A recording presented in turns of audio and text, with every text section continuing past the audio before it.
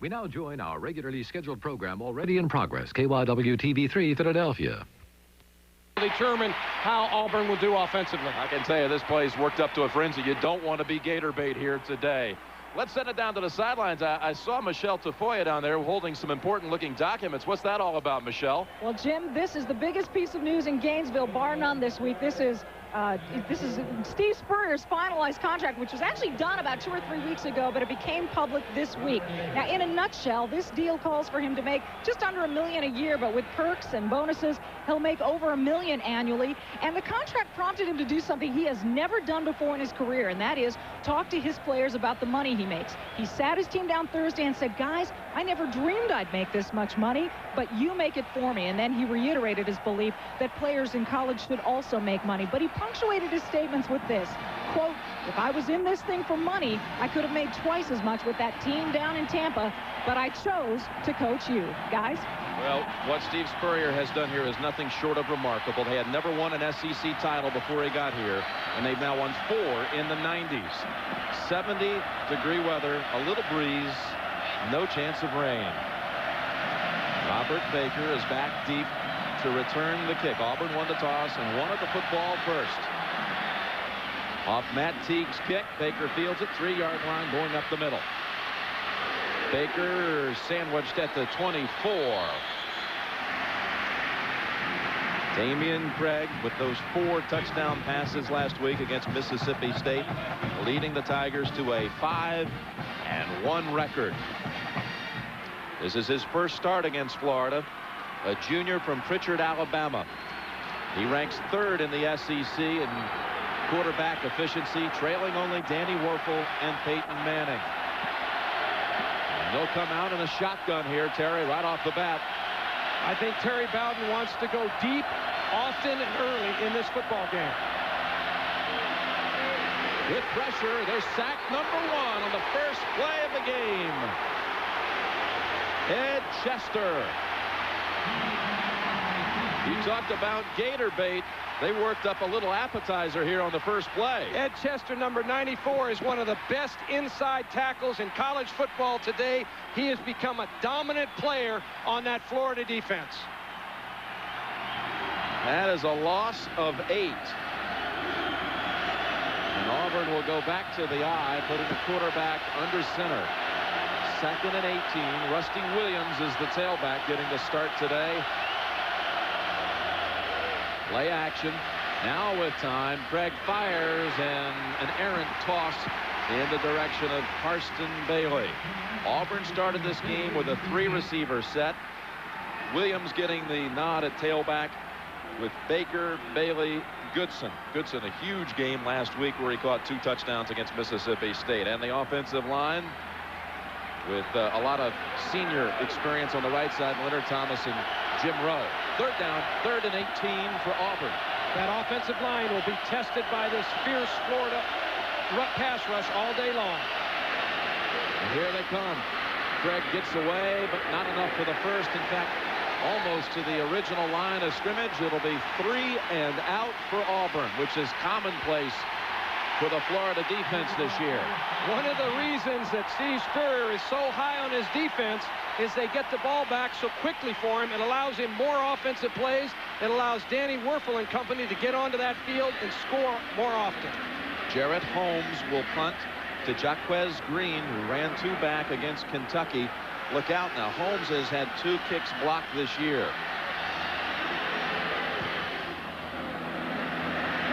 Green from the 37. Unable to get started. About a 2-yard run back. Danny Werfel and the Gators come onto the field for the first time. The Gators, with their opening drive of the game in all 6 contests, driven for touchdowns and done it rather quickly with alacrity. Look at this. 7-play drive, then 3, 7, 3, 2, and 6-play drives to an opening drive touchdown. The average scoring drive has taken 1 minute and 54 seconds for them to get the ball in the end zone.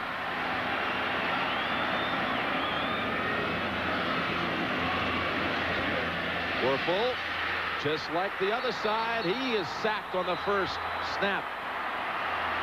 Charles Dorsey sophomore from Fort Lauderdale, Florida, getting a loss of 7 on Danny Werfel. Bill Oliver, the defensive coordinator at Auburn, has to disrupt the timing of Danny Werfel throughout this entire game.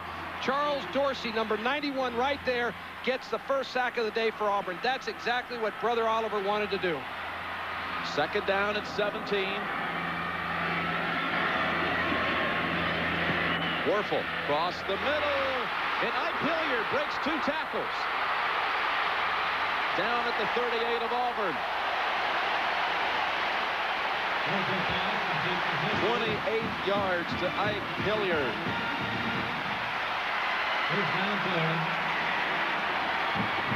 Ike Hilliard, along with Riedel Anthony, give Danny Werfel his 2 favorite targets. They're the guys that they want, that Danny Werfel constantly wants to get the ball to him all day long. Ike Hilliard averages 17 yards per reception. Quickly now, Florida flips it over to Green, who's bumped out of bounds at the 30. A gain of 8. Danny Werfel ranked number 1 in the nation in pass efficiency with 17 touchdowns versus only 3 interceptions. Well, that's what you love as a coach. When you can throw often, avoid those interceptions, that is what makes your offense go. 2nd and 2 with ball at the Auburn 30.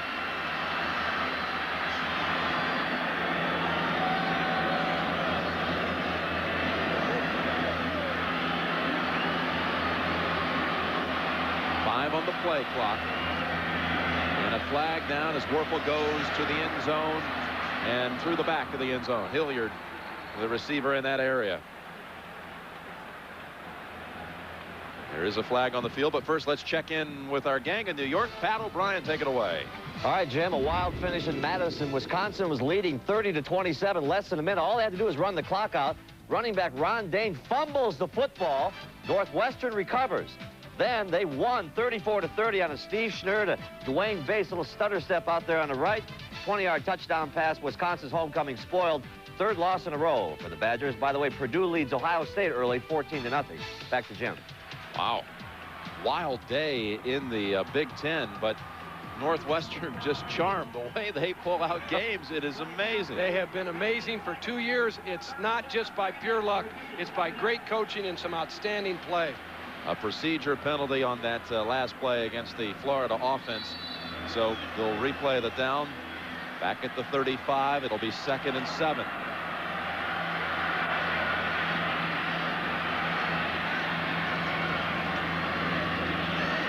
That's Elijah Williams with a nice dash up the middle for about 8, maybe 9. Elijah Williams coming off a 100-yard effort last week against LSU. Mobley in the backfield as a fullback. Then those dangerous receivers, Anthony and Hilliard. Tremaine Allen, the tight end. Offensive line with Pillar, Kalich, Mitchell, Yarbrough, and Young. The offensive line has been reworked at Florida, but they have been extremely efficient despite the changes they've made. First down, Werfel goes toward the end zone, and he had a man open. Ike Hilliard was open, but heavy pressure on Werfel provided by Jimmy Brumbaugh. The Florida offensive line is charged with the task of not letting Danny Werfel get pressure. Right here, he gets hit, thrown to the ground by Jimmy Brumbaugh, number 96, a nose tackle. Those are the kind of things that will take an effect on a quarterback as the game continues to wear along. From the 26, 2nd and 10.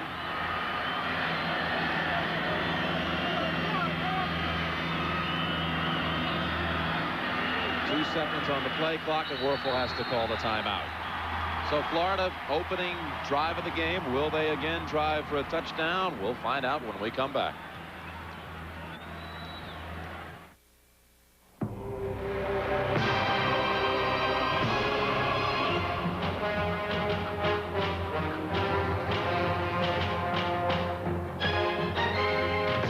It is a test, not just of strength, but of the power of the mind. And if you complete the journey, you will be changed forever. The few, the proud, the Marines. my office will have a window. Someday, my boss will be me. Someday, I will meet the man of my dreams.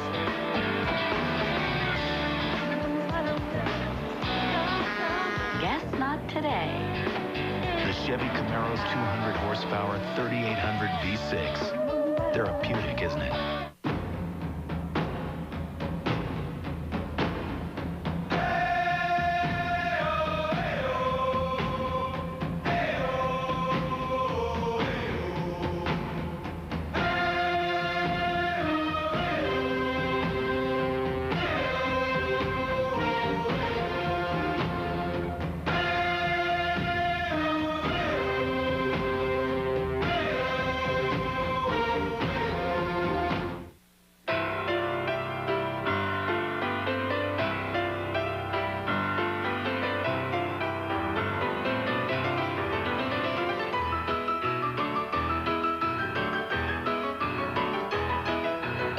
Just a reminder, next time you need a little help getting airborne, the 50,000 employee owners of United Airlines would be more than happy to help.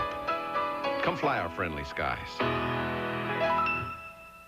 Why are so many American companies going to prison? To open new factories. Today, that's where a lot of the best workers are. Who says crime doesn't pay? 60 Minutes, Sunday. War Eagle is the Auburn battle cry. And the Tigers on defense. Their base defensive unit started out up front with Suttle, Brumbaugh, and Smith. We'll meet the rest of the Tiger defenders in a moment. Florida with 2nd and 10 from the 26. Elijah Williams twisted down after about a 3-yard run by Ricky Neal and Takeo Spikes, two of the linebackers you see here, with Solomon and Mostella on the outside. The secondary, the base 4, Bray, Houston, Ware, and Nolan. We've already seen Dan Evans and Rodney Creighton in there. They've gone to a dime package, 6 defensive backs. It's 3rd and 9 for Florida.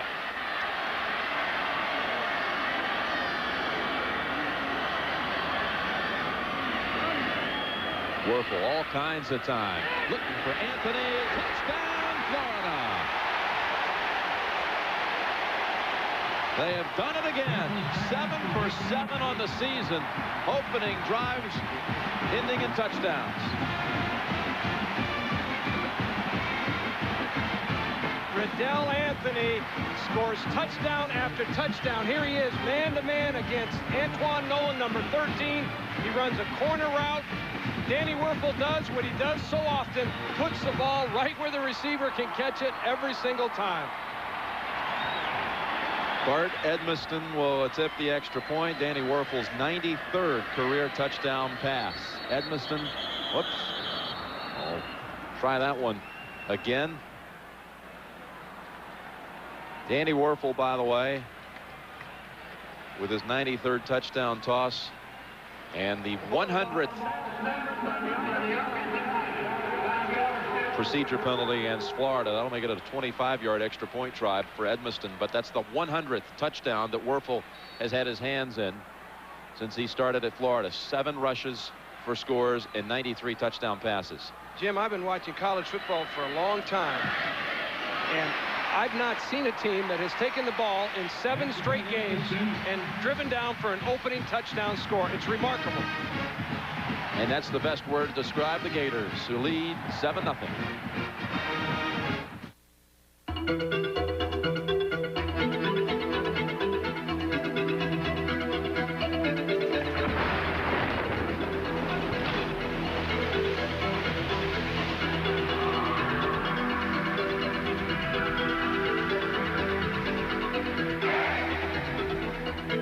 Chevy Blazer, the only sport utility vehicle with the driver control system. It's nice to know it's there. Save some hot water. Too late! Honey, turn up the heat. It is up. Please let it be him. Let it be him. Please let it be him. The gas-fueled complete heat system from Lennox. It's him. Virtually unlimited hot water and comfortable home heating in one unit. And it runs on economical natural gas, so it's super efficient. Yes! The Lennox complete heat system. Not just heat, complete heat. Clean natural gas. Think what you'll save. Take a stroll down memory lane at the Pro Football Hall of Fame. You crushed my knee. Was your toes. You broke my ribs. It was your nose. Ah, yes. Oh. I remember it well. You sacked me once. I sacked you twice. In pouring rain. No, it was nice. Ah, yes. But when you go, don't forget your Visa card, because the Hall takes the NFL's best, but not American Express. See ya, Nitschke. It's Butkus. Oh, yeah. Visa, it's everywhere you want to be. You've shared her loss, now share her triumph. For the first time ever, she competes alone. A night of courage and command performances. Tuesday on CBS. Robert Baker ready to return it for the second time. Averaging 18 yards a return. He did run back a punt 79 yards for a touchdown against South Carolina 2 weeks ago. Baker from the goal line. Follows the wedge. Good hole. And out to the 33. Nice run back. His longest return of the season. Matt Teague, the kicker, was in on that tackle. Florida can take two of the most dangerous receivers in football. Ike Hilliard along with Riddell Anthony right there. Line them up on the same side. One will clear out. One will run to the corner of the end zone. Right there, they clear out the corner. And Riddell Anthony is wide open. Werfel puts it where he needs to. What a play. A three-receiver set for Damian Craig. Hicks Poore is the third receiver. Out of the eye they go with Williams running hard for about 9, maybe 10. The Florida defense has scored 6 touchdowns this season. Up front, Beauchamp, Chester, McGrew, and Davis. James Bates in the middle, a real leader here with Rutledge and Kearse. And the quick play on 2nd and short. There is a flag down as McLeod got the handoff, the fullback. In the secondary, Fred Weary with Lawrence Wright, Shea Showers, and Thone Lott, an all-conference player. Procedure penalty against Auburn. Make it 2nd and 6. Terry Bowden in his 4th year with 33 wins against only 6 losses and a tie. And again, a 2-1 record against Steve Spurrier. You've got to give Bowden credit for the job. He's gone into Auburn, won 20 games in his first 2 seasons. A remarkable record. Took over Pat Dye's program and has built his own program now, and certainly, as you mentioned, has caused some problems for Steve Spurrier in Florida. He won his first 20 games. The first 20. That's the first man in Division 1A history to win his first 20 games as a head coach. 2nd and 6. Craig almost picked off. Bates got a hand on it.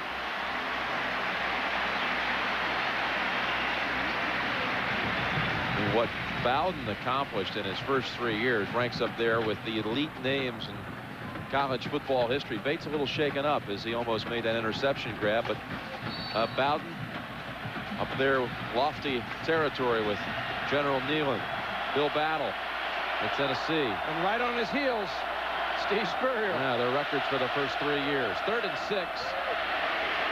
Chester giving chase. Craig cuts back, and that move got him the first down. Out to the 47. Bob Stoops, the defensive coordinator for Florida, was talking to us yesterday about the fact that the thing that scared him the most about Damian Craig was his ability to run the ball, to get out of trouble and to make a play with his legs. That's exactly what Damian Craig does right here. The protection breaks down, but he's able to scramble for the first down. That's what you love in your quarterback. That's what Terry Bowden loves about this guy. Markeith Cooper in the backfield, but Craig's got one-on-one action on the right side. A pass thrown in the area there of Willie Gaucher, and a flag also. And Thone Lott was the defender, already shaking his head in disagreement. Florida likes to get up and bump and run coverage, press you all the way down the field. when they do that, they're susceptible to being beaten deep. First down, either at the flag or 15 yards. Auburn will go after the Florida secondary often today, deep with that particular fade pass. They're going to pick on number 9, Anthony Lott. They think he's vulnerable. Now that moves the football inside of the 40. Damian Craig says, if I can get into a rhythm, then I can have a big game. Brought in Eric Lowe as a third receiver. On first down, plenty of time on the play clock, 12 seconds. So with patience and poise, they run it. Cooper, the quick freshman, to the 33, gain of about 6. Curse and Showers combine on the hit. Markeith Cooper only weighs about 145 pounds, a freshman from Miami they call the Lizard. Because of his diminutive size and his running style. He's so low to the ground, that guy. They can't find him. Think about being behind those 6'5", 300-pound offensive linemen from Auburn. When you play defense, you can't see a guy is that tall. The battle of the reptiles. The Lizard against the Gators. And Craig spins away, and that will be ruled a sack. A loss of 2. Ed Chester with already his second here in the first quarter. And Cameron Davis may get a half a sack. Damian Craig takes a sack on this particular play, but the pressure is going to come from the right side. Craig wants to hit number 17 out of the backfield. He gets covered. Craig does the smart thing. He pulls the ball down, fights it back to the line of scrimmage. Although it looks like a sack, it was a great decision by Damian Craig. We'll give Chester the full credit. It was Davis who collapsed the pocket on him. 3rd and 6. Auburn very successful third down conversions on the season. Look at this time. Craig now has to run out of it. And again, I don't think he got back to the line of scrimmage. That'll be ruled another sack back at the 36. Got to consider that a coverage sack more than anything else. Damian Craig simply could not find anyone who was open downfield. So Mike Peterson came up from his linebacker position. That will not be ruled a sack. That'll count as a rush. 4th down, and Auburn wanting to go for it. That was a instant decision on Terry Bowden's part. He'll go to the shotgun. Eric Hines Tucker in as the single running back on 4th and 7. Craig back across the middle. Nice grab. I don't think he has enough for the first, though. That's Karsten Bailey at the 29. And let's see where they spot it. Anthony Lott on the coverage. Brought him down immediately. And it's Florida football. They won't even measure.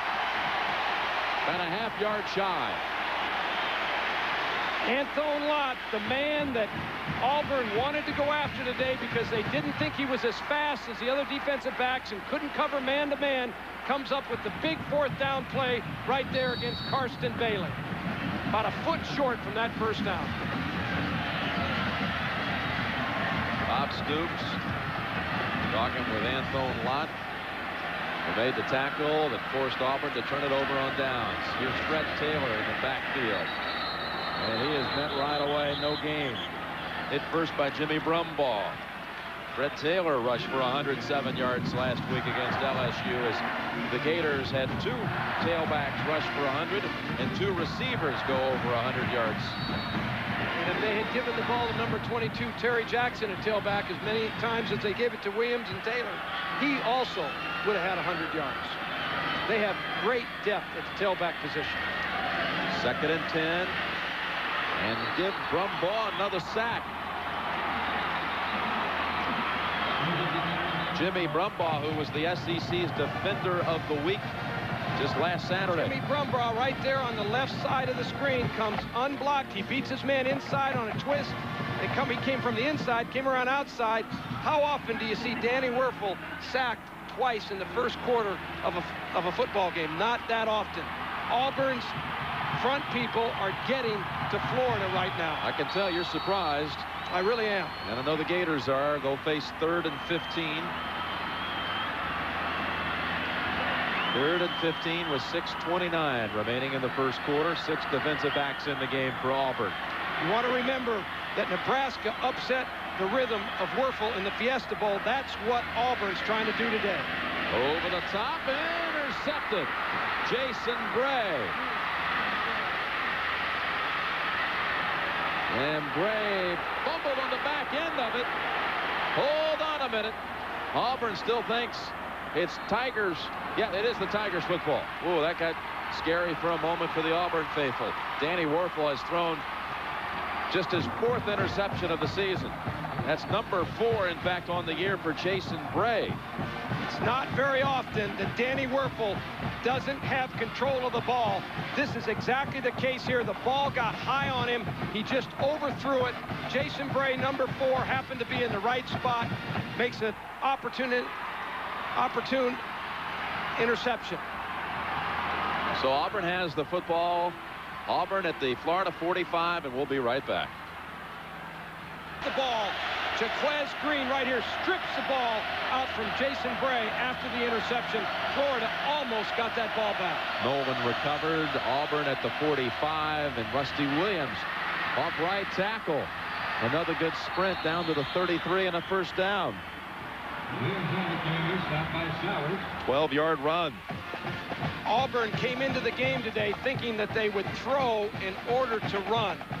Thus far, the running game has been good to Auburn. They've been able to find some creases in that Florida defense.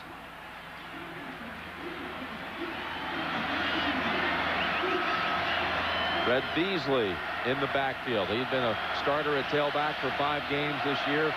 Fell out of favor for a while, but getting action on this drive. Craig, great time. Up top, end zone, and incomplete, no flag. Robert Baker, the receiver, who was raised right here in Gainesville. Got an injured player down there, and what's that all about, Michelle? Well, I talked to the Florida training staff. They tell me that Cameron Davis has sprained his left ankle. They've taped it up, and he is questionable for the remainder of the game. So we'll check back in with you when we know more. They're short a couple of defensive ends. Willie Cohen's out with a knee injury, and Willie Rogers can't play the first half because he was ejected last week. They can ill afford injuries in that defensive line. 2nd and 10. Ball bouncing through the fingers of Bailey. Boy, if you ever wondered about Damian Craig's arm strength, that answered all questions right there. That thing was a rope. He put tremendous heat on that ball. I'm not sure if he had hit a receiver with it, they could have caught it.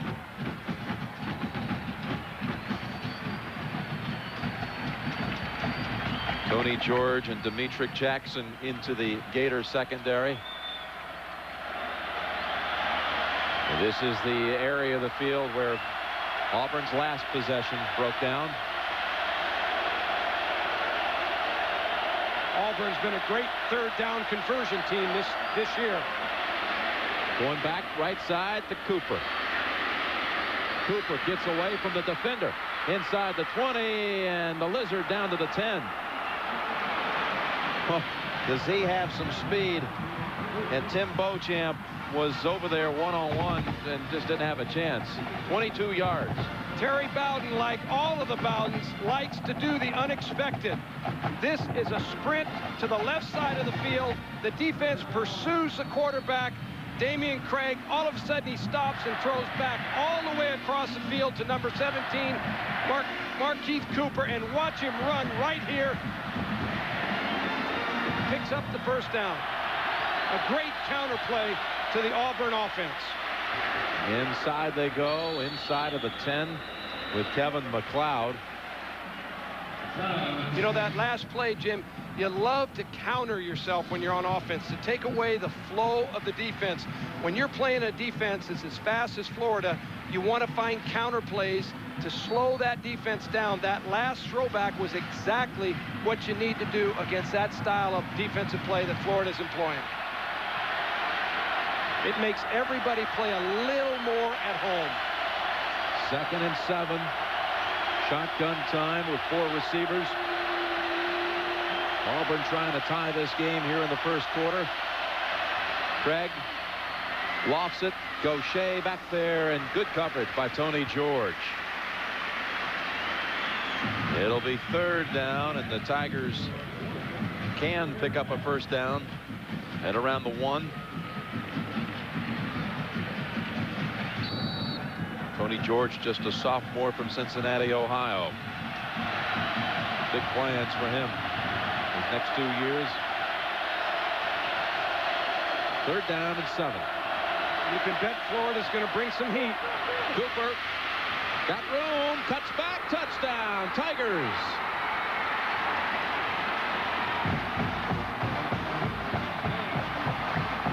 Broke away from James Bates. Markeith Cooper has put some punch into the Auburn running game. Coming into this game, Auburn has not been an effective rushing team. But when you put this little guy into the offense, he can make things happen. 7-yard touchdown run. Lawrence Wright was waiting for him at the 1. But Cooper made the little juke move and found the end zone, and Auburn's tied this game in the first quarter, 7-7.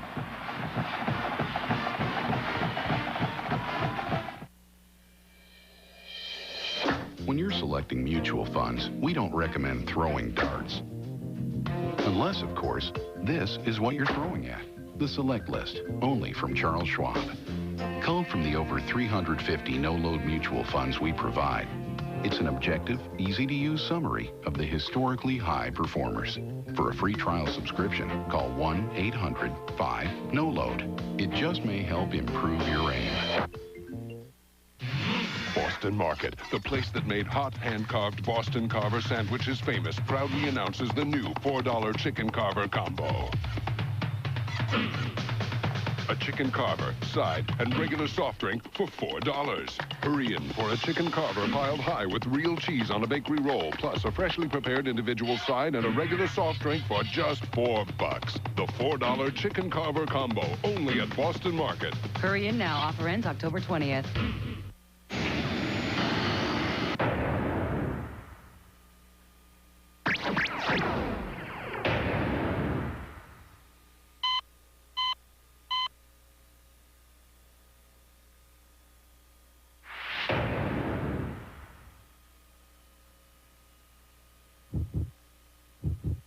Bayer, powerful pain relief, and so much more. Now try Extra Strength Bayer PM, the only aspirin that gently helps you sleep.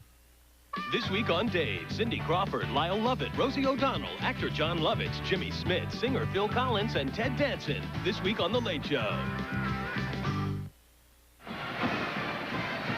Well, Auburn on 3rd down spread them out with the 4 receivers, shotgun formation, and Craig handed off the football to Markeith Cooper, and the freshman took it to the end zone. Big kick there by Holmes. Riedel Anthony. Oh, he is clobbered at the 13, flags down. That Auburn touchdown set up by the interception, the pick by Jason Bray. Bill Oliver, the defensive coordinator at Auburn, right there. He's the mastermind. He's faced Steve Spurrier many times in their past, both in the USFL, in college. He's put together a game plan that he thinks can slow Florida down. He told me last night, I don't think we can stop Florida. I don't think anybody can stop them, but I do believe we can get them slowed down a little bit. And sure enough, he said that turnovers would be the key. Can they get Florida to turn the ball over? Terry Jackson, the 3rd different tailback in for Florida. The blocking penalty against the Gators. They start this possession at their own 7. Fake the end around, and they go inside. Auburn wasn't fooled. This has been a little chess match we've seen before. Bill Oliver and Steve Spurrier. Well, no question that Steve Spurrier has great respect for Bill Oliver. In fact, I asked him yesterday about that, and he said, you know, Bill Oliver's defenses play well every year, not just once in a while, but every year, and he lasts longer than anybody that is a defensive coordinator in the Southeastern Conference. Most coordinators only last about 3 years. Bill Oliver's been around a long time. Bill Oliver's defensive unit calls a timeout. So they've each used one here in the first quarter. All F club members are encouraged to stop by the Will to Win room each home game day. Located in the south end zone, the Will to Win room is a great place for former. Got a doubleheader coming your way next Saturday on CBS. And the Boston College Syracuse game will get things started. Dan Henning's team with a win already today against Rutgers. And they'll face that Donovan McNabb-led Syracuse team that's rebounding after a sluggish 0-2 start, rebounding with 3 wins. And then Terry will be up in Knoxville. The Alabama Crimson Tide challenging Peyton Manning and the Tennessee Volunteers. 2 teams ranked in the top 10. Alabama and Tennessee, game 2 of our doubleheader. Next Saturday. Starts at 12 o'clock right here on CBS. Danny Werfel, though, early with a lot of pressure on the quarterback, something he's unaccustomed to. He certainly has been unaccustomed to it this season. He had it in the Fiesta Bowl against Nebraska, but they were the last ones that have really been able to put pressure on him. Until today, in the first quarter, Auburn's gotten to him twice. Over to McGriff, and that's good enough for a first. Takeo Spikes and Jason Bray bumped him out. Gain of 12. Auburn is so young in the secondary. Jason Bray, number 4 there, was really soft in coverage. Remember, we said they have 2 freshmen and 2 sophomores in that secondary. So consequently, they're not going to get up there and press all day long. They're going to play a little bit softer. That's going to enable Werfel to find some of those open receivers.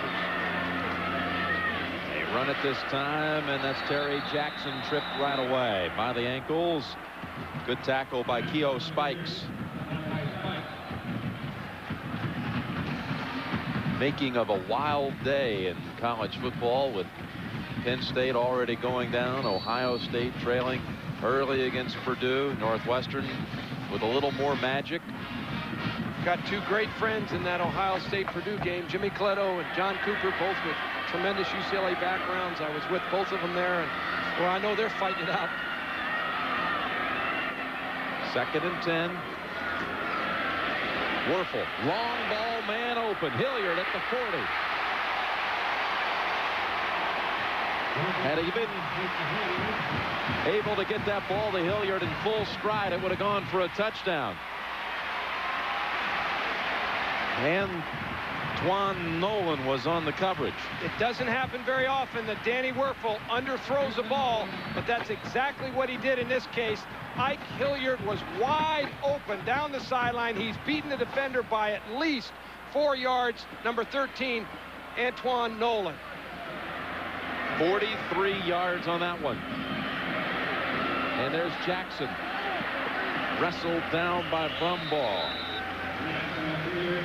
Brumbaugh having quite a quarter. We have a 1:45 on the clock. 7-7. You get the feeling that both of these offensive teams are just going to let it rip for 60 minutes. They're going to play 3 wideouts, 4 wideouts. If you like wide open offensive philosophy, this is the game to be at, because these guys are going to let it go today. 2nd and 7. Over to McGriff. And that's only good for about 3. Crowd didn't like the double whammy over there. They thought it might have been a late hit. Jason Bray, who's been picked on a couple times over there, really came up and broke well on that ball, and making the tackle on Travis McGriff. He broke extremely well.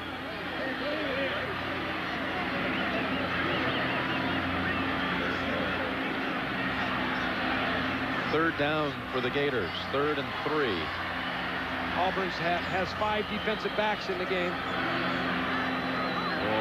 That will give Florida a 3 down and a 1st down.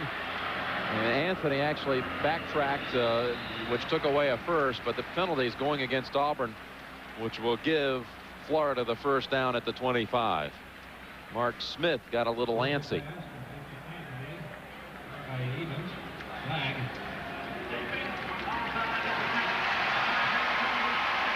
Remember, Florida scored its touchdown on a 3rd down pass play.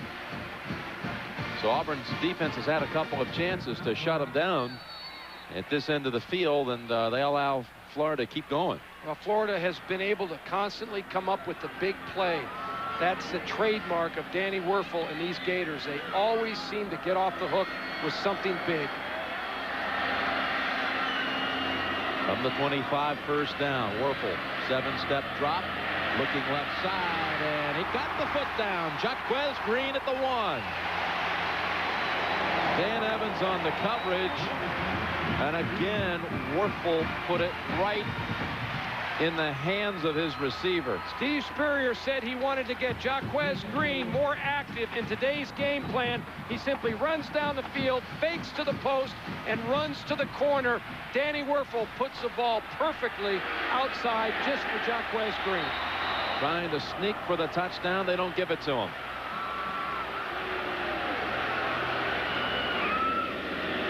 When those Florida receivers have you one-on-one with that much room, they're very difficult. Anthony, Hilliard, they're hard to cover along with Green. We'll have to change ends of the field. The first quarter has come to a close, tied at 7. And we'll return to Florida Field after this message and a word from your local station.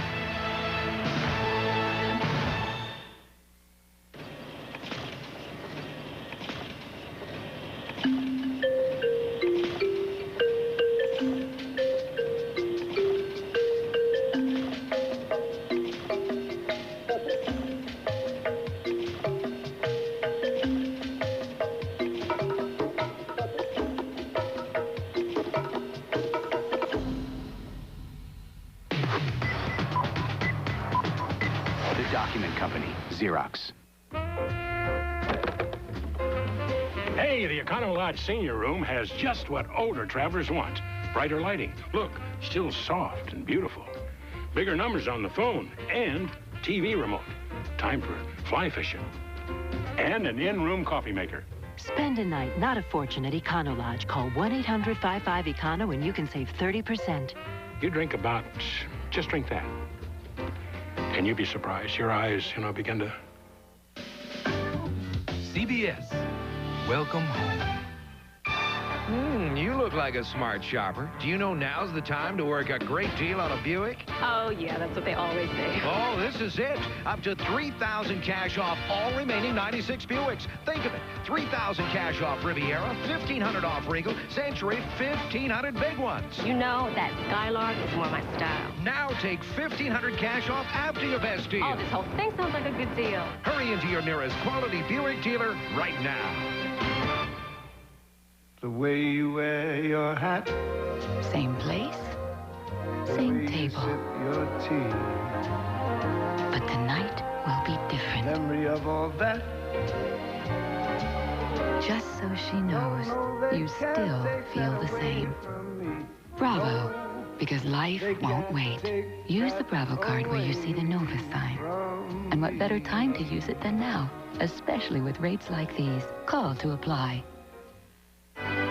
It is a basic desire of people everywhere to want to do their jobs better, to design better homes, make a better life, even build a better car.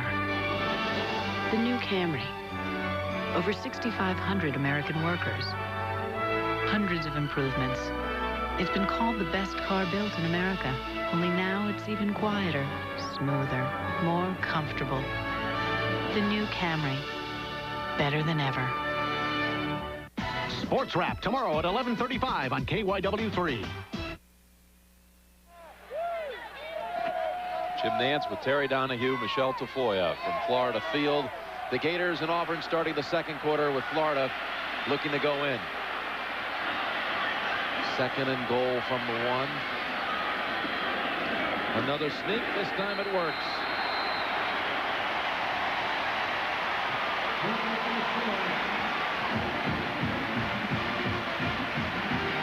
Following the block of Ryan Kalich, Danny Werfel was 4 for 4 on that drive, picking up 82 yards in the air. This is vintage Steve Spurrier. He spreads the defense out on the goal line, gets it thinned out, then either lets his quarterback or tailback run behind that big physical offensive line. Edmiston. Oh, it hit the upright and went through. He has made 113 in a row. He came close to not making that one. You know, Danny Werfel in the first quarter, he threw for 143 yards, got sacked twice, had an interception. But the thing that Wuerffel's able to do is to generate points. They make it look so easy. He gets those receivers isolated, is able to get the ball to them. He's as good as I've ever seen in college football. 93-yard drive for a touchdown. Hey, let's check in down on the sideline with Michelle Tafoya. Michelle? Well, Jim, you know, on a hot, sunny day like this, you always see players drinking Gatorade during the game. But what most people don't know is that that beverage was invented right here at the University of Florida by a doctor named Dr. Robert Cade, who's still a professor here, by the way. He originally named it after himself. It was Cade-Aid. But when Stokely Van Camps bought it in 1967, they named it for the Gators. And, you know, they no longer own it. But what started as an elixir to keep essential minerals in the body is now a household name, thanks to Dr. Robert Cade here at the U of Florida. Guys? Well, they talk about Steve Spurrier's contract, how much money he's making. I'll bet that man makes a little bit more than the football coach. Big kick. And down in the end zone. Teague not allowing him to run it back. There he is.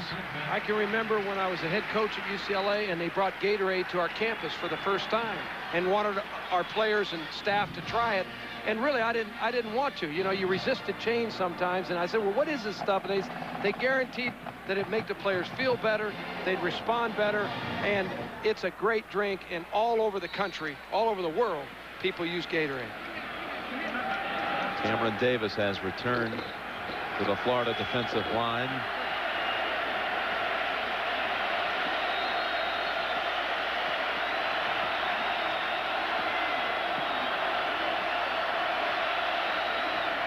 Rusty Williams, the handoff for a quick 2.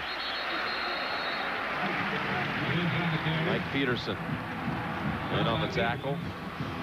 Auburn been shifting around the tailbacks this year.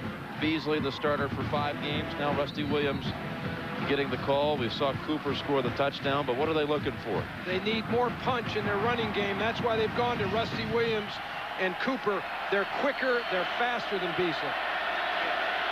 They're able to slice through those holes. 2nd and 8.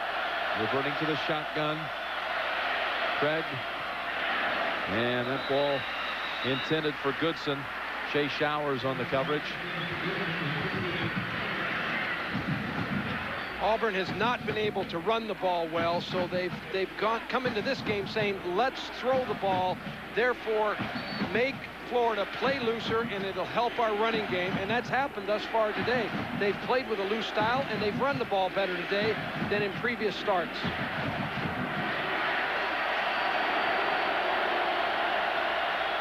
Craig only 2 of 8 passing, and he's facing 3rd and 8. Over the middle. The route wasn't run deep enough. Going to be shy of a first by a yard. Catch made by Karsten Bailey.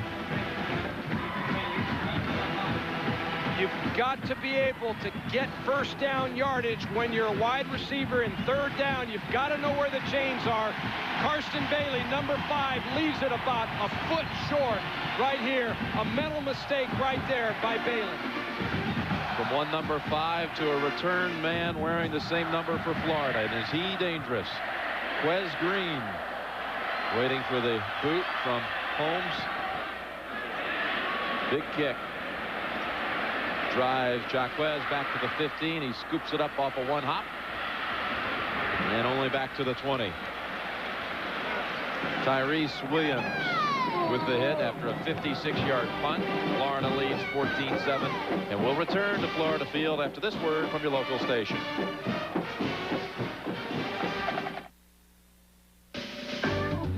CBS. Welcome home. Testing the new Eagle Talon TSI today is Sharon, a professional driving instructor. Ready? Let's go. Talon's all-wheel drive's great for this maneuver.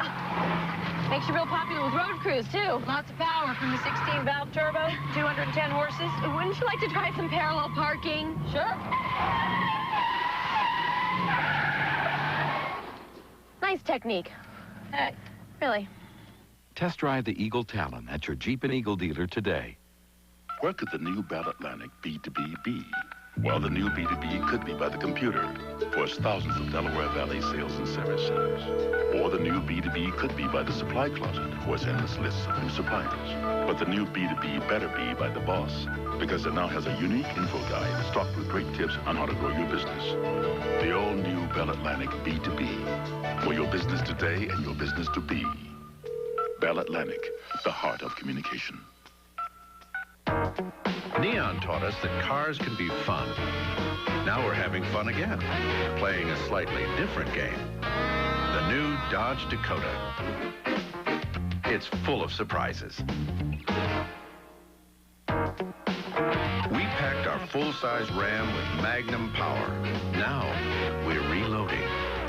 The new Magnum-powered Dodge Dakota. It's full of surprises. Sports Wrap tomorrow at 11:35 on KYW3.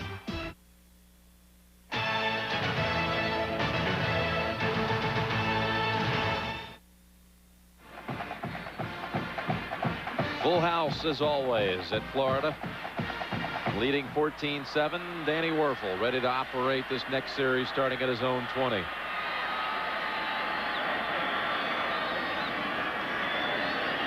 Great protection now.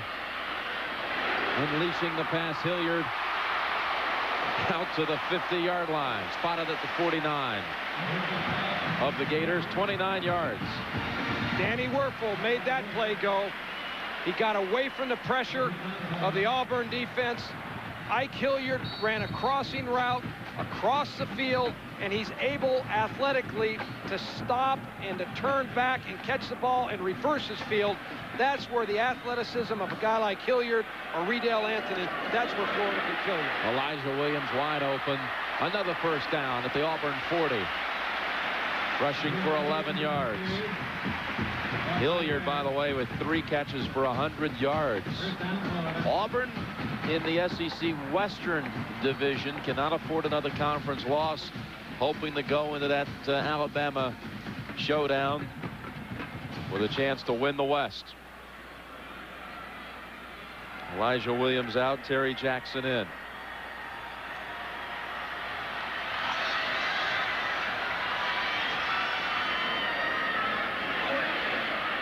Werfel steps forward. Anthony.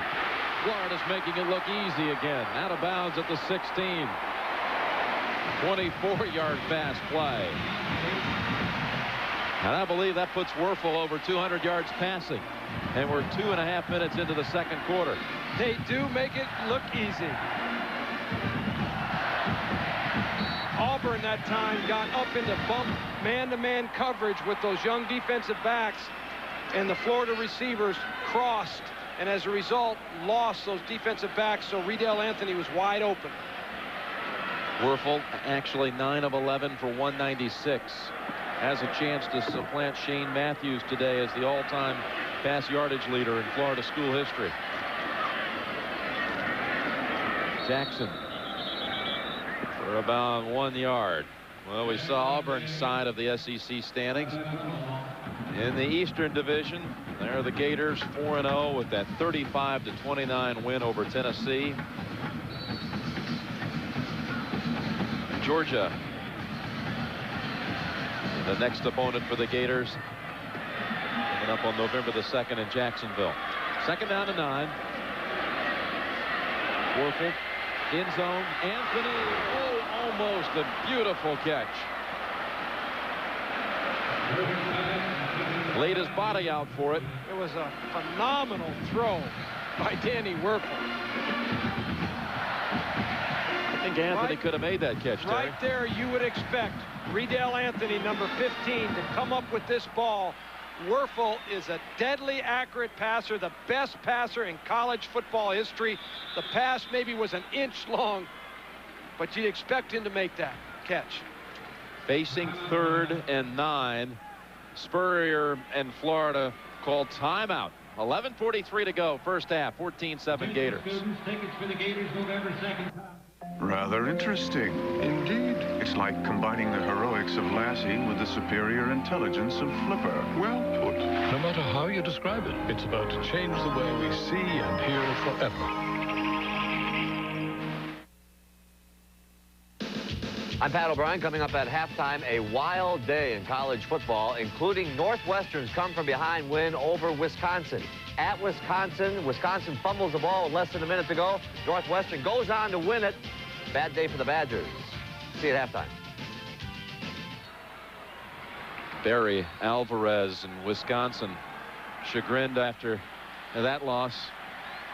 They won't get over that one for a while. That'll hurt for quite some time. 3rd down and 9.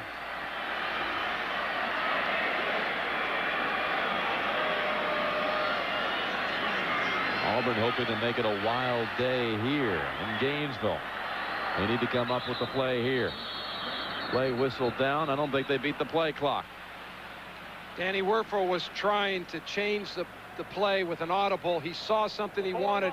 He couldn't quite get it done. 5 yards, still 3rd down. So a procedure penalty. Florida gets called for a lot of penalties. This is their 5th of the game. The left tackle moved. The big left tackle right there. He just rocked out of there just a little bit early. Scott Pillar. 3rd and 14. Werfel, great protection, and there's a flag. Dan Evans will be called for interference. Again, the Gators come up with the play on 3rd down in Auburn territory.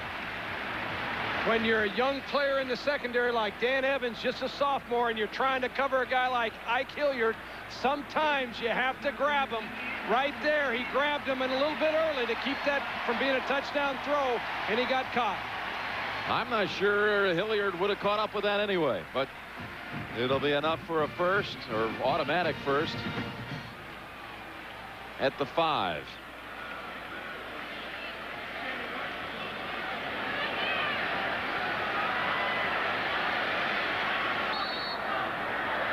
Every time Florida needs the big play on 3rd down in Auburn territory, they've come up with it. 1st and goal. Terry Jackson for 3. Weaving for about 3, maybe 4. Ricky Neal holding on. Terry Jackson is the tailback that Steve Spurrier really likes down here in the goal line. Terry Jackson is really a roughneck. He can play fullback. He's played defense. He plays on the special teams. And he can run over a linebacker who's left unblocked. That's why Steve Spurrier likes him down here, because of his physicalness. 2nd and goal. There he is. Touchdown, Terry Jackson.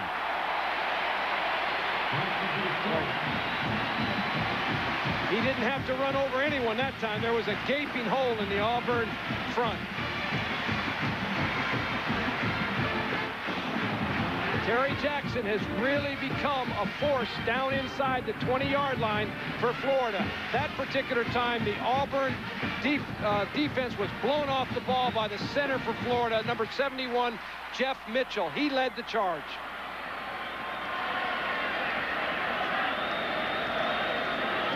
(21-7).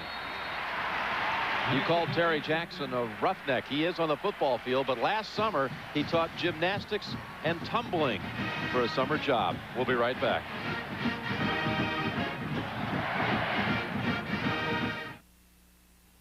McDonald's new Crispy Chicken Deluxe.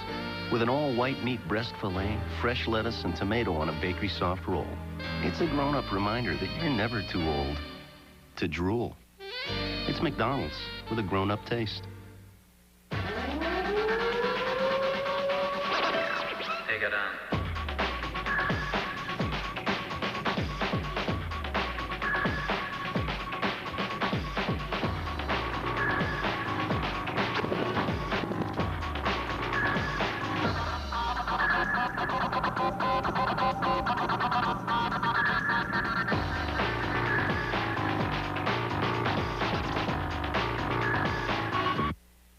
The Michelin X1 with a 6-year unlimited mileage tread life warranty gives you better wet traction than any rain tire, plus Michelin confidence in most driving conditions. Because you don't just cover a lot of miles, you cover a lot of weather. When it comes to working with your ex, there's really only 3 things you need: respect, maturity, and a good pair of shoes. Ink premieres Monday after Cosby. I wonder what the Auburn kids are thinking right now. 2 consecutive long drives for touchdowns by Florida. You know, Auburn can't lose its confidence. They came in here knowing they have a young team. Their offense has been able to move the ball against Florida's defense. That's number one. They'll come right back with their same offensive style. 4 wideouts, 3 wideouts, a go for broke type attitude. They're going to do that offensively. What they need to do defensively, that young secondary is really mismatched with those outstanding Florida receivers. They're going to have to get them stopped somehow. Teague angles this kick. Baker, far sideline, out of bounds, 24-yard line. Damian Craig, he needs to get on track here. He looked good on that one drive, rushing a couple of times for touchdowns to keep it going, move the chains, but only 3 of 9 so far. Meanwhile, Werfel has directed the Gators to 3 scoring drives, 3 lengthy ones, including a 92-yarder, and their average touchdown drive only 2 minutes, 50 seconds. Doesn't take them long to get to that end zone. Never seen anything like it. Rolling out, Craig has an open man. Goodson out to the 45. That's a gain of about 20. Tyrone Goodson coming off a week of 10 catches for 145 yards, 2 touchdowns against Mississippi State. Damian Craig takes a real shot here from James Bates, number 44, the middle linebacker, but he put the ball on the money where he needed to right here for the big first down. Damian Craig will grow up as the game goes along. He's a young player. He's very talented. He's just not experienced. He will grow by playing against this Florida defense. Mike Peterson comes in to get the quarterback for a second time. He is in for Javon Curse, who we understand broke his left hand earlier in this quarter and will not return today. This was a broken play by Auburn. The quarterback, or one of the running backs right here, the quarterback went the wrong way. Damian Craig, he's the one that went the wrong way, tried to recover. Peterson on the sack. Now with a 4-receiver formation, 2nd and 13. Craig looking for Gaucher, and well guarded over there by Tony George. He's made a couple of nice plays today. Tony George was on tight man-to-man coverage. Willie Gaucher, number 2, really went and played defense there. That ball was about to be picked off, and Willie Gaucher leaped up and knocked it away from Tony George. Sometimes an offensive receiver has to become a defensive back at times. Yeah, that was the case. Gaucher out, 3rd and 13.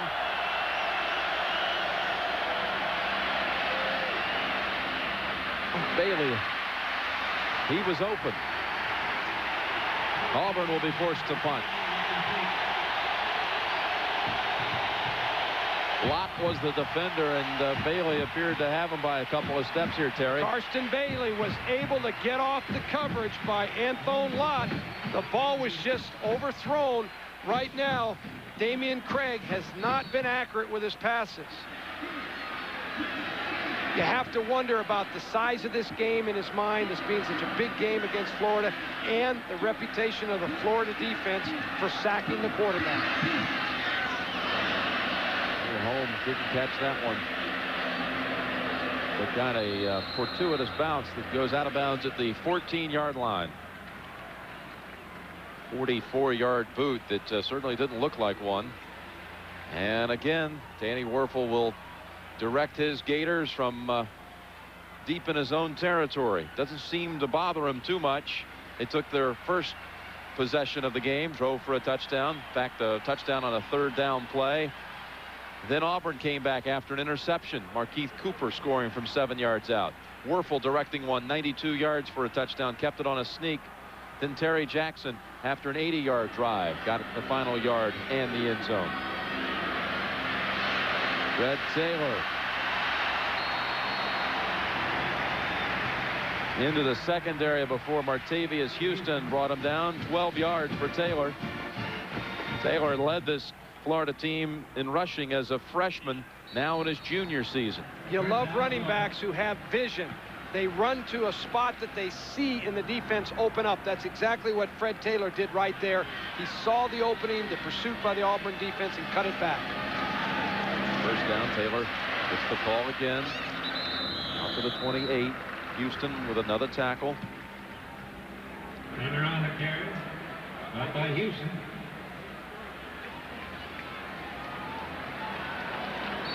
A lot of times you think about Steve Spurrier just being a passing coach, but he runs the ball 48% of the time.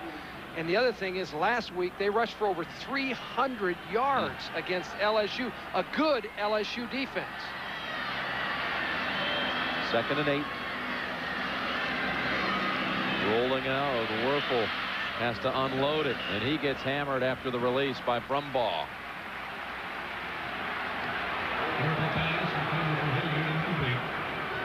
Danny Werfel has said on many occasions he doesn't mind getting sacked or hit as long as he can complete a pass. So he's going to get roughed up by those defensive linemen, as an example right there. Griff in as an extra receiver. 3rd down, 3rd and 8.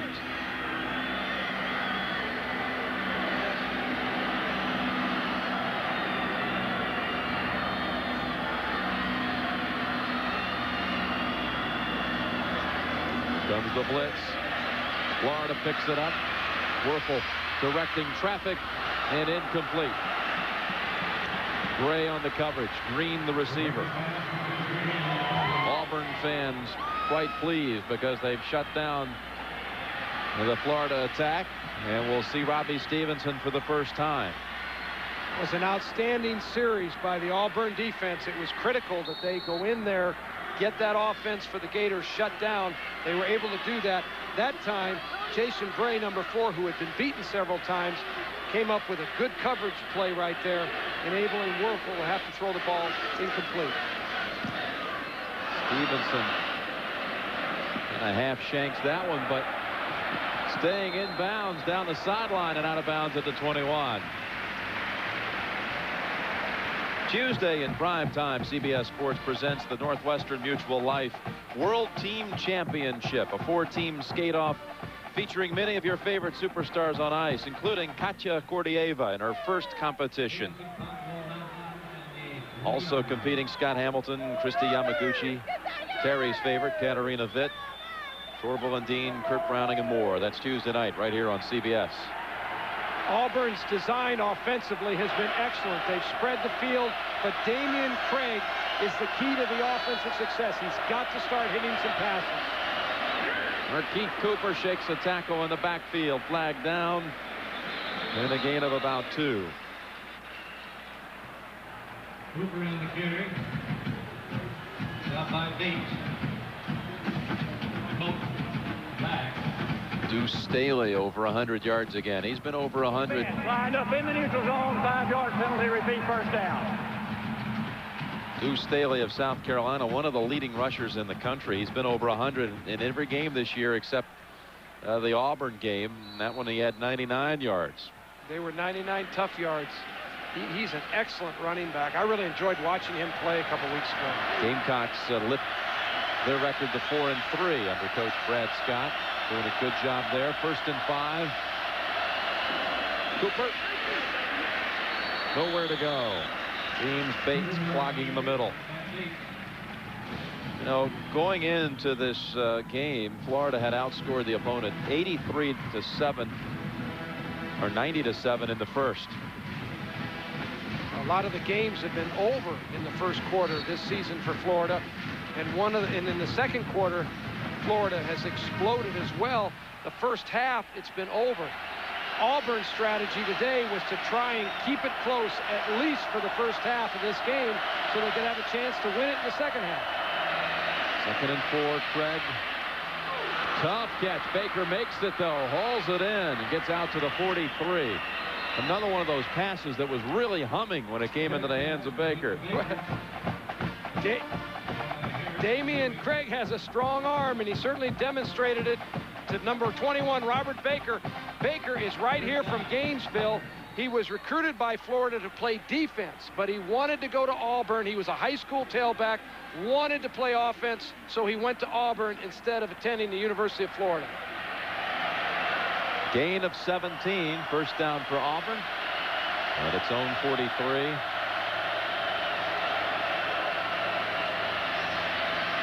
Craig, man open, and Craig finds Willie Gaucher for a gain of about 9. As Damian Craig goes, the Auburn offense goes. Strategically, Auburn is doing an outstanding job of thinning out that Florida defense. And what that means is that there are throwing lanes created. All he has to do is continue to hit some of these passes. They're going to be able to move the ball against this Florida defense. Second and a short 2, Cooper. And this little guy can keep the running game going. Well, he's going to move the chains with a first down at the 37. Got away from Johnny Rutledge and picked up 12. Markeith Cooper, number 17, is the hot player in the Auburn running game right now. His quick style, his slashing style is effective against this Florida defense. He can run the ball against Florida today. Auburn will continue to give it to him. 4 carries, 26 yards. Cooper will sit out this play as Rusty Williams replaces him. 5.5 to go in the second quarter. Florida leading 21-7. Williams squirts through for a gain of about 6. He's had a couple of nice rushes today. He's a freshman. Yes, he has, and he made 2 or 3 Florida players miss there. He broke a couple tackles, fell forward for a positive gain. Former South Carolina High School Player of the Year from Moncks Corner, South Carolina. These 2 backs, Rusty Williams and Cooper, have added some zip into that Auburn running game. We'll call it 2nd and 5. Craig going for Baker. Not a well-thrown ball, but Fred Weary was with the receiver.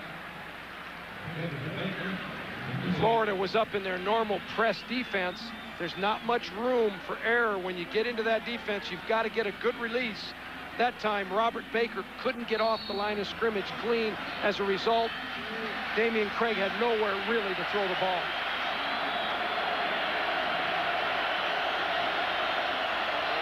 Third down and 5. 3rd and 5 from the Florida 32.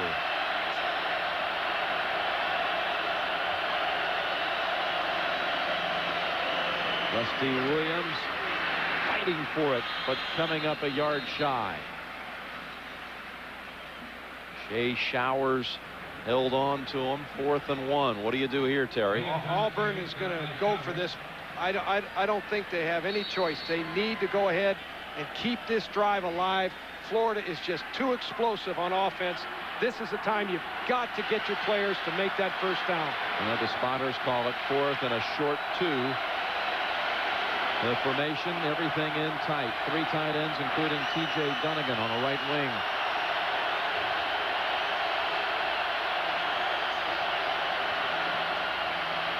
Williams not going to get there. There is a flag, however.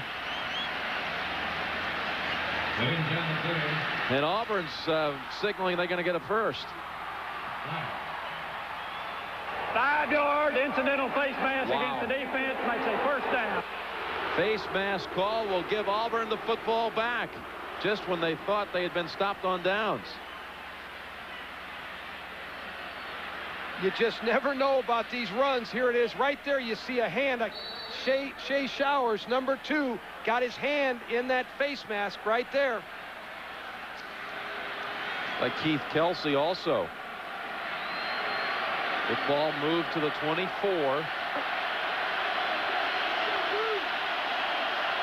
3:45 to go in the second quarter. Craig rolling out, flipping in, and intercepted by Locke. Now they say incomplete. Incomplete.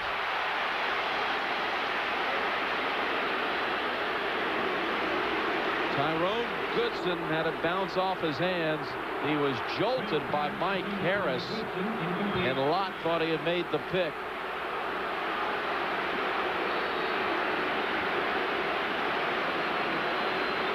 Damian Craig can hurt you with his legs. He comes out on a naked bootleg right here.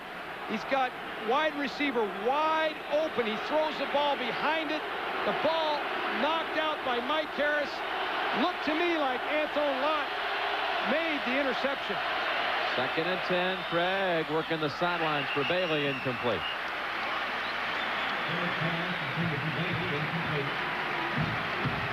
After that last play, Terry Bowden. The agony of coaching. The agony of coaching. He knew that he had a wide receiver wide open right there. 3rd down and 10.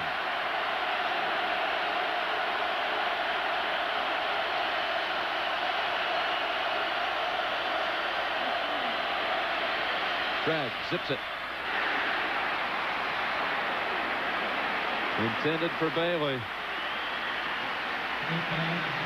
Pressure from Tim Beauchamp. There was double coverage on Karsten Bailey, number 5, right here. Damian Craig throws the ball. It's excellent coverage right there. Little bumping going on, but no call, and they're going to kick it this time. 4th and 10. Showers made up for that penalty call he just had a few moments ago with excellent coverage. Holmes has missed 5 in a row. This from 41 yards. And his streak is over. He drills it from 41. Jarrett Holmes. He had not only missed 5 in a row, but 7 of his last 8. And Auburn puts 3 on the board. Florida 21, Auburn 10, 2nd quarter. Cold will sneak into your house anywhere it can, but Owens Corning has a lot of ways to make cold feel most unwelcome. Like our pink fiberglass and rigid foam insulation, house wrap, and windows. Together they're on guard all around the house to keep comfort in and cold out. After all, there's a system to these things. Owens Corning, system thinking for the home. Jarrett Holmes drilling the kick from 41 yards, a junior college transfer from Clinton, Mississippi.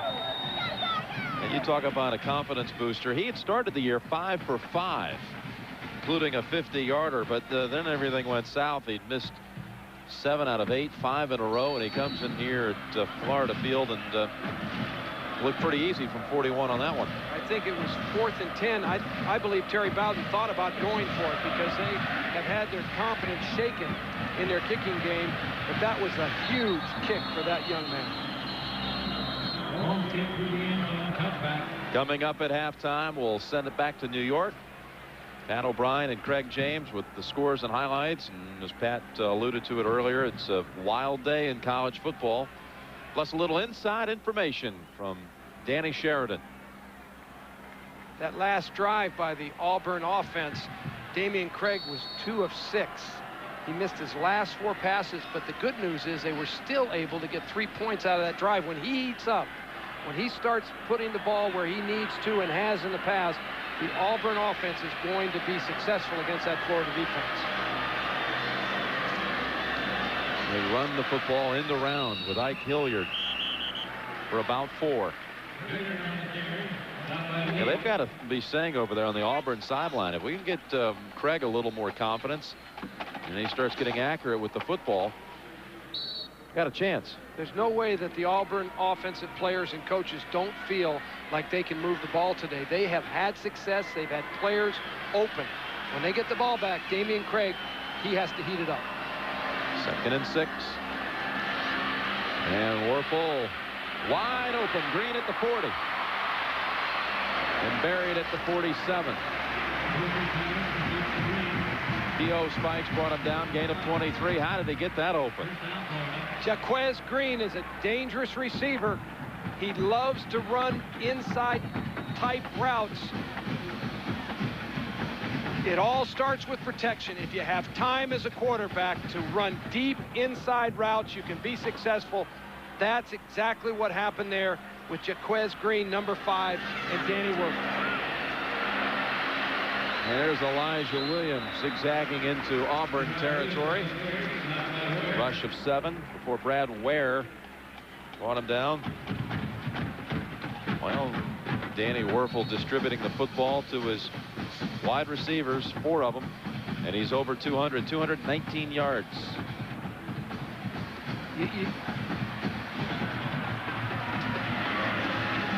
Second and 3, and short of a first. Elijah Williams. You almost get the feeling when you're trying to defend Florida, it just comes at you from all directions. If it's not Riedel Anthony, it's Ike Hilliard. They've got so many weapons with Elijah Williams. It just keeps coming at you. That's what's difficult. Ricky Neal was shaken up. He was involved in that mass of bodies that clogged up the middle for Elijah Williams. Ricky Neal, a good one. Junior linebacker. Leading tackler on Auburn's defensive team. Very underrated player. Doesn't get as much publicity as Takeo Spikes, but is very effective in the middle of that Auburn defense. Kind of got flipped in the middle of that play, and Terry Bowden has said he's the unknown, unsung star of our defense. Right there he is, giving up his body for that Auburn defense. Goes over the top and comes down. It looked like on his shoulder, or back of his shoulder, or possibly his head. But he bounces up, and he'll be coming back. They'll want to get him back in the game as soon as he's ready. He's a factor. Meanwhile, it's another 3rd down situation in Auburn territory. 3rd down and 2. Staying on the ground, fumbling the football, picked up by Auburn. That's Marcus Camp with the recovery, and Auburn has the football at the Gator 37.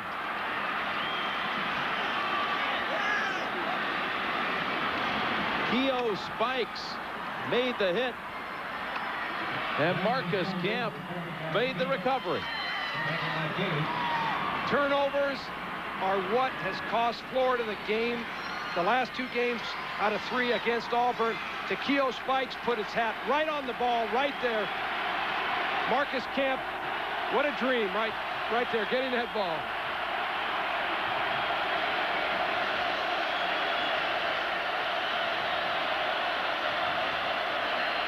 Greg, look at this scrambling effort. It finally brought down at the 41. Anthony Mitchell with the tackle. This was 3rd and 2. Takeo Spikes can be as good as he wants to be at linebacker. They think he can be one of the great linebackers in Auburn history. Turnovers are the key to this game for Auburn. They have to survive with those turnovers. They've gotten 2 in the first half. 2nd and 13. Oh, and Craig is buried by Tony George on the safety blitz. Timeout called by the Tigers. Timeout Auburn. They're out of timeouts. Tony George comes from the left side of the screen. Damian Craig never sees it. That's the responsibility of Damian Craig. He's got to be able to read that blitz. So it'll be 3rd and long when we come back. Timeout Auburn. You're ready to quit. Great. Now, which patch? With Nicoderm CQ, you cut back your nicotine dose gradually. And gradual is the method doctors prefer. But you can't do that with Nicotrol. You can wear Nicoderm CQ 24 hours, so it's still with you when you wake up. You can't do that with Nicotrol. Highest level of medicine? CQ. And CQ was the patch most prescribed by doctors. Nicoderm CQ. The power to calm, the power to comfort, the power to quit successfully.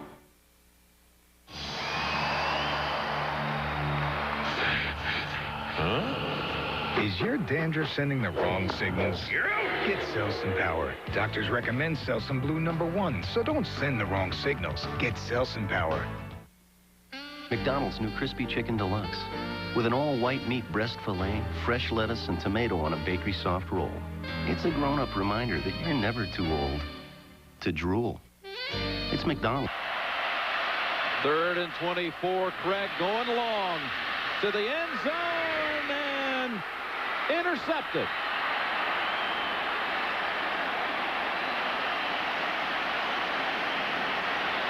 Demetric Jackson. It was a jump ball with Tyrone Goodson. And with 22 seconds remaining in the half, Florida will take over at its own 20.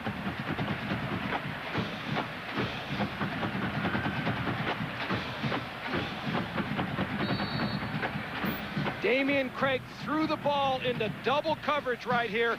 Tyrone Goodson, number 83, made a tremendous effort for the ball, but Demetric Jackson goes up and leaps up 27, takes it away. What a play. Florida running the football. Elijah Williams tripped for a 3-yard loss. And Florida will probably be satisfied to just go to the locker room with an 11-point lead. Demetric Jackson on that last play. He's the nickelback for Florida. They have a tremendous amount of confidence in him. He justified it right there. He's a young man who graduated last December in 3.5 years. He's now in graduate school at Gainesville. And that's the end of the first half with the score, Florida 21 and Auburn 10. And let's go back down sideline to Michelle. All right, with Coach Steve Spurrier, I mean, you scored again on the opening drive, but Auburn has forced some turnovers. Where do the adjustments come? Well, we got to run the ball a little bit better, hopefully. But again, maybe we ought to try throwing every down. I don't know. CBS Sports coverage of college football is sponsored by First Brands Corporation, makers of STP, Complete Fuel System Cleaner. Boston Market, home of the Boston Carver sandwiches. Boston Market, carving out a better sandwich. And by the Nicoderm CQ patch. You bring a commitment, Nicoderm CQ brings the rest. Well, Florida will have the football first in the second half, leading the country in scoring, 52 points a game. The Gators leading here 21-10 as we get the third quarter started. Jarrett Holmes to kick away for Auburn.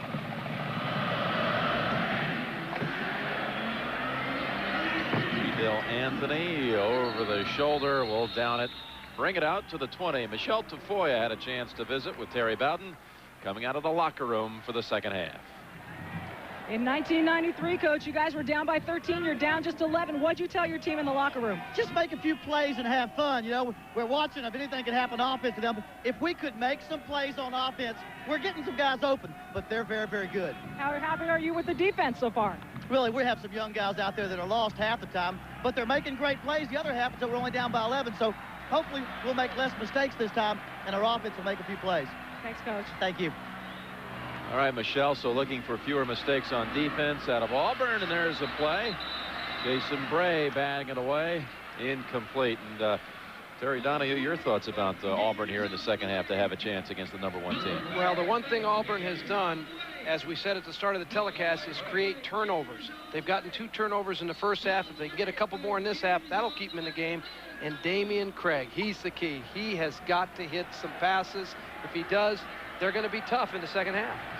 Second down and 10 for the Gators from the 20. Play action. Werfel fires at Hilliard. First down at the 35. 14 yards to Hilliard, who was over 100 yards receiving in the first quarter alone.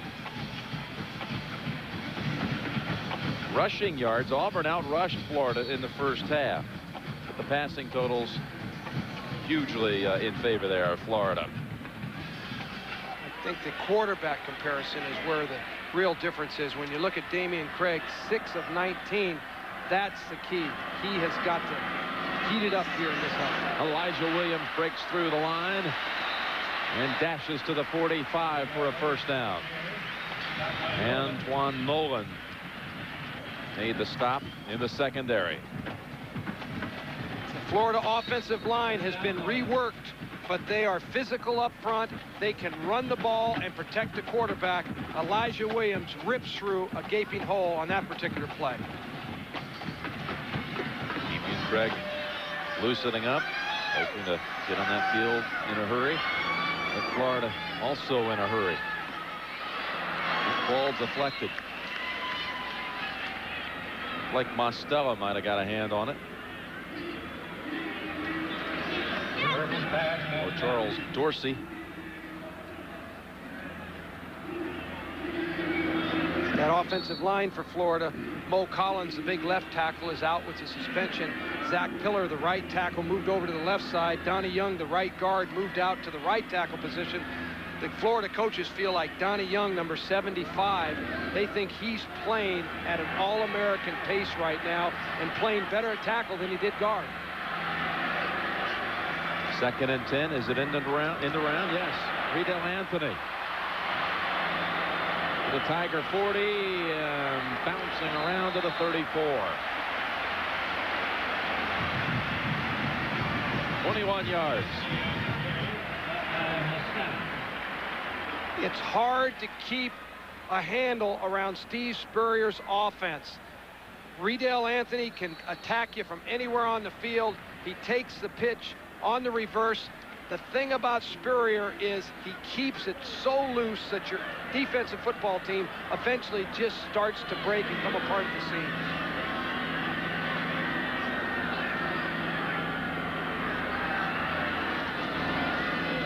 Werfel. Wide open again. It's Hilliard. Breaking tackles and spinning free. And finally, Nolan rides him down at the 11. Broke away from Houston.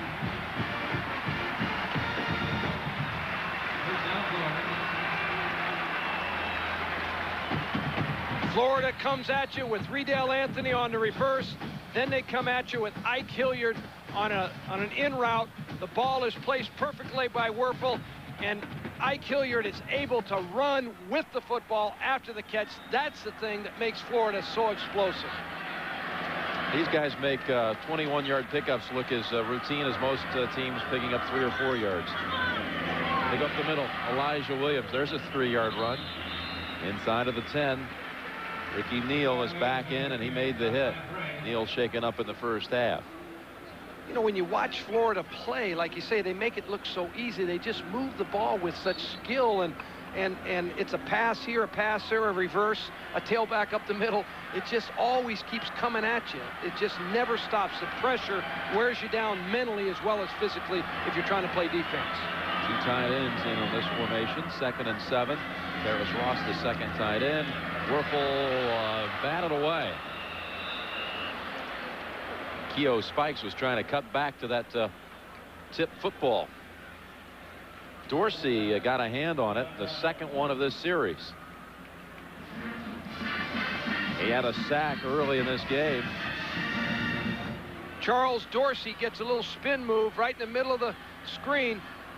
He's able to get a hand up and get the ball tipped. It's not bad agility for a big old 275-pounder. Florida has really been tough on 3rd down in Auburn territory. Now it's 3rd and 7. Werfel, look at this protection. Back to the end zone, though. Incomplete. Yeah, Houston. Martavius Houston almost tipped that football back into the field of play. Won an interception. So that'll bring out Bart Edmiston for the field goal try.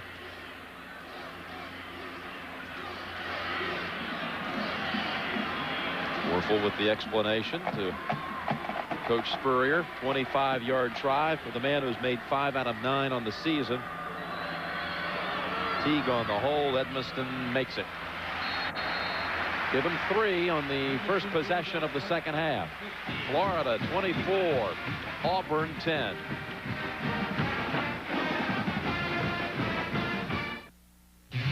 Boston Market, the place that made hot hand-carved Boston Carver sandwiches famous, proudly announces the new $4 chicken carver combo.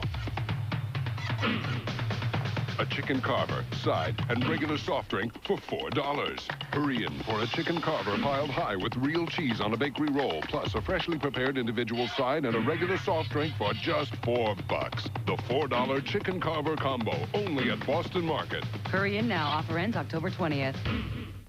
Isn't it funny how something can appear completely different just by seeing it in another way? Is it big or small? And sometimes, if you look at a thing just right, you might see it in a way no one ever has. The world is full of surprises.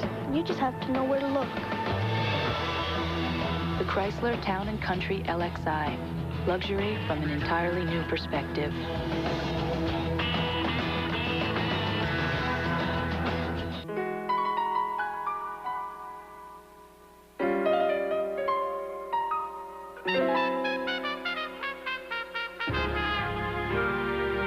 MFS invented the mutual fund in 1924. By the time Satchmo first played the Cotton Club, we'd been noteworthy for 15 years. No wonder millions of investors applaud our performance record. For more information, ask your financial advisor or call us. MFS. We invented the mutual fund. The legendary chalice of Malta has never come cheap. In 1238, it was captured by 10,000 Celts. In 1512, it took an entire armada. And in 1703, it took an arranged marriage to the daughter of Charles V, the older one. But luckily, if you want the golden chalice of Malta, all you need is the golden card of Visa, with extraordinary purchase power for extraordinary things. It's even mightier than the sword. Visa Gold fits everywhere you want to be. Mentally, that field goal yielded by the Auburn defense. How about it? Well, it was huge. If Auburn had given up a touchdown right there, the defensive football team quite possibly could have broken. But just giving up 3 points, they're still in range of this ball game. And if Damian Craig can come out, start here in the second half with a good drive, heat it up, find himself as a quarterback like he did last week against Mississippi State, where he threw for almost 400 yards, Auburn can get right back into this game. Start the series from the 20. 85,697, the second largest home crowd ever for the Gators. As I watch Damian Craig play, I know when Terry Bowden's thinking, this kid has potential. He's got tremendous legs. He can escape the rush. He's a streak thrower. At times he gets hot, at other times he cools down. But against South Carolina a few weeks ago, he found a way to win the game. Last week is when he really kind of emerged as a quarterback, made his presence felt. He's against a better defense today, but he just has to do it against this good Florida defense. Missed on his last 5 throws in the first half. Oh, he threw a good ball that time to Goodson, but Shea Showers reached in.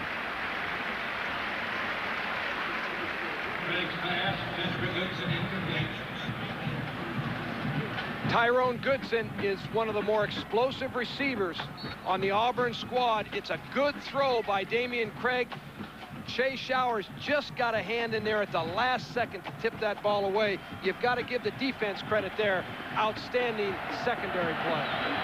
Goodson was the favorite target last week of Craig in that Auburn record-setting performance by the quarterback. 2nd and 10. And a delay of game penalty against the Tigers.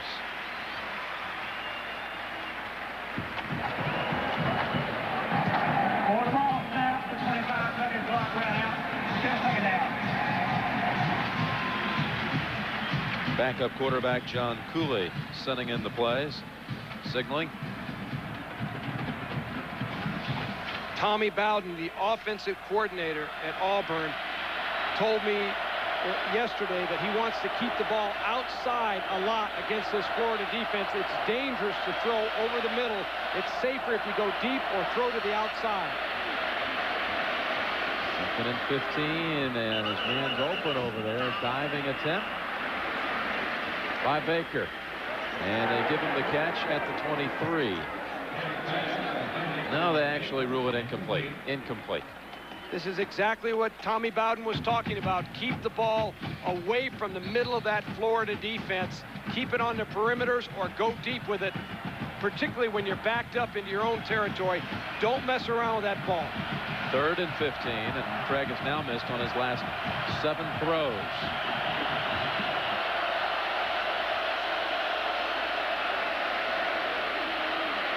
Goes to his second target.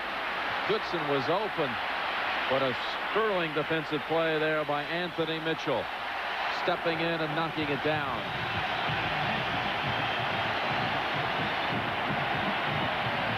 Tyrone Goodson was wide open. Anthony Mitchell saved the day by getting that big hand of his up, knocking that ball loose.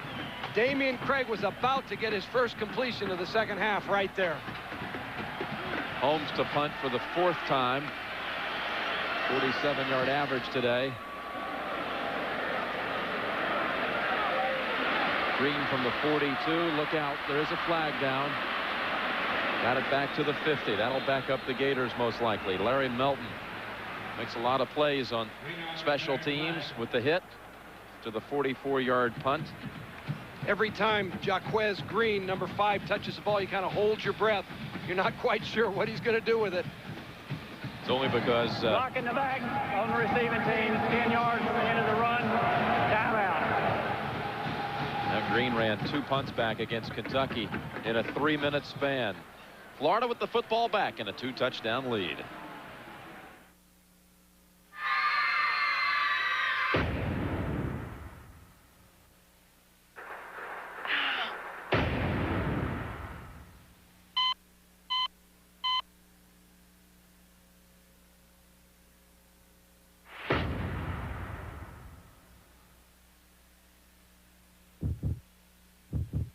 Bayer, powerful pain relief, and so much more. Also try extra strength Bayer, nothing stronger for everyday pain.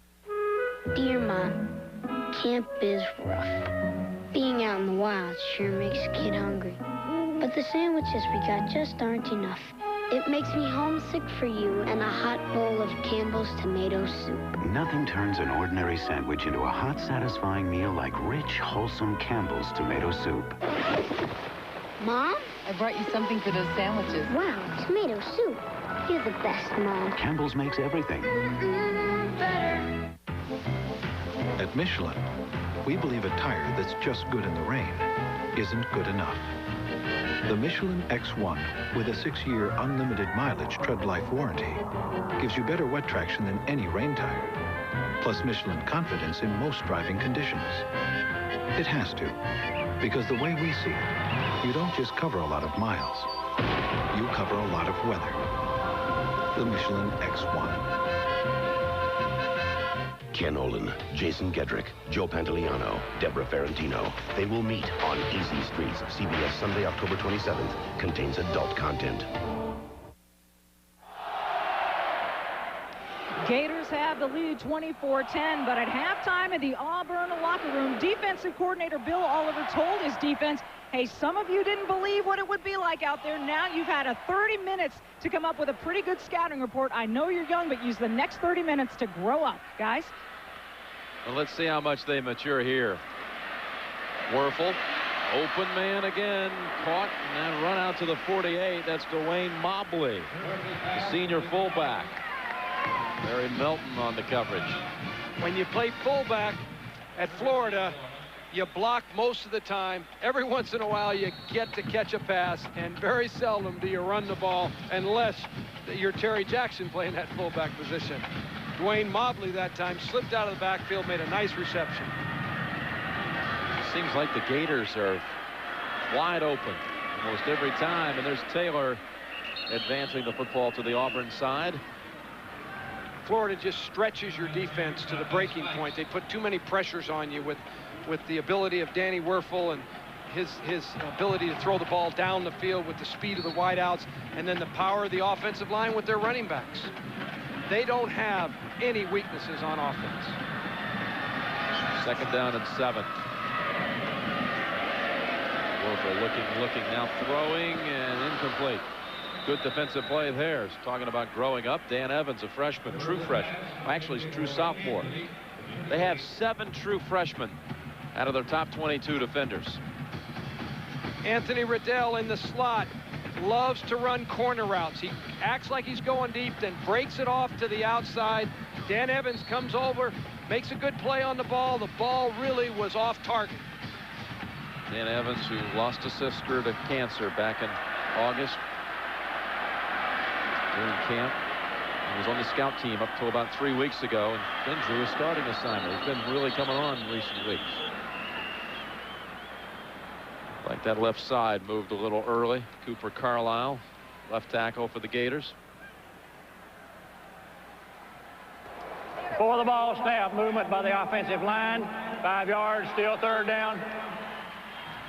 One of the things you have to keep in mind is that the Auburn secondary, we mentioned at the beginning of the telecast, 2 freshmen, 2 sophomores.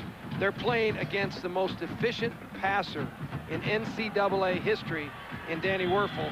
And when you take Ike Hilliard and Riedel Anthony and add those to the mix, they have their work cut out for them.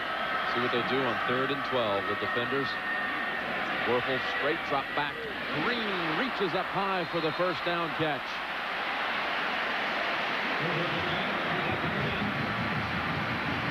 Wes Green, 18 yards, and moved the chains. Steve Spurrier wanted to make sure that Jaquez Green was worked into the offense more. He ran an inside route. Jason Bray, number 4, just can't quite cover him right now. He just isn't mature enough, hasn't seen enough of those routes in his career to handle number 5, Jaquez Green. You can tell by that replay just how hard it is to keep up with that Gator speed. First down. That guy's fast. He is. Werfel over the top of Anthony.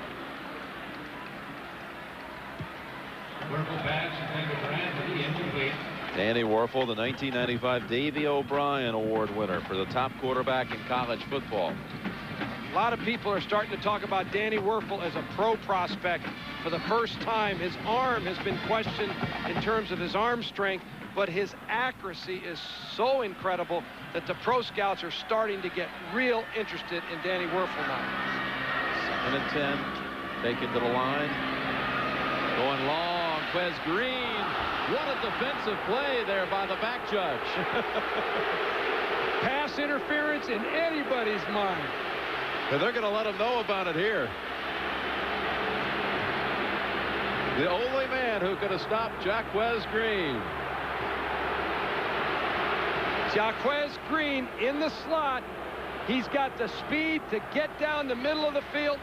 He's up on top. He runs that post route right there, the back judge. What a play by the back judge. Would you have called that interference? Clearly interference. Look at him. He's laughing. Yeah. You got to have a sense of humor. He tried to make a good play. He just got in the way. Yep. 3rd and 10. And they cross him up with a run on 3rd and 10, and they get the first. Taylor inside of the 10 and down at the 8. Where was the back judge when you needed him? Sometimes running plays work because you have great backs, and sometimes they work because you have great blocking. Ike Hilliard, number 19, will make the crucial block at the bottom of the screen that enables this run to rip off the huge yardage. Watch Ike Hilliard lock in to the Auburn secondary man, number 4, Jason Bray. What a block. The guy can catch, he can block. And Auburn calls a timeout.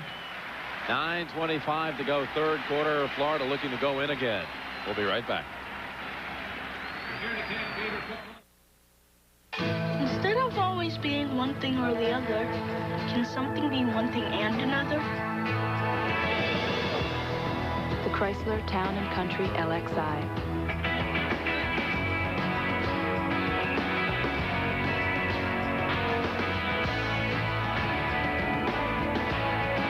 The Chrysler Town and Country. It's nothing short of everything.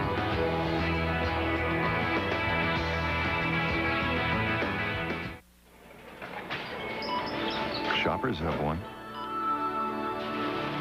Travelers have one.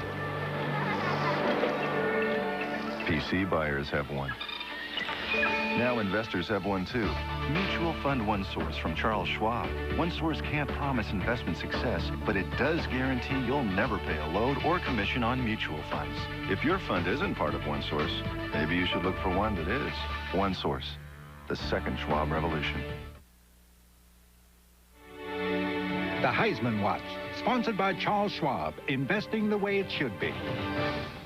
Welcome back to our New York studios. I'm Pat O'Brien along with Craig James. This is the Heisman Watch. And who would have thought we'd go to the ACC to pick somebody today? Well, at least we go to the ACC and talk about Ward Dunn at Florida State. But no, let's talk about Tiki Barber, who had an outstanding game. Again, this guy is an unbelievable player, running, receiving, punt returns today. Rushes for his 6th straight 100-yard rushing game to start the season for Virginia. That's never happened before. All-around great player. That's why he leads the ACC in all-purpose yardage. Word for Danny Werfel, he would be our Heisman candidate for today. Tiki Barber, back to the game. I didn't mention Orlando Pace.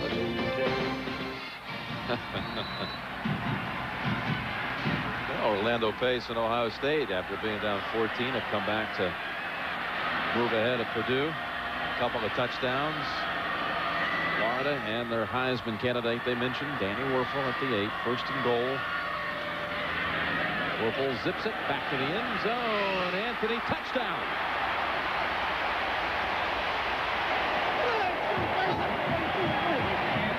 Second of the day for Riedel Anthony.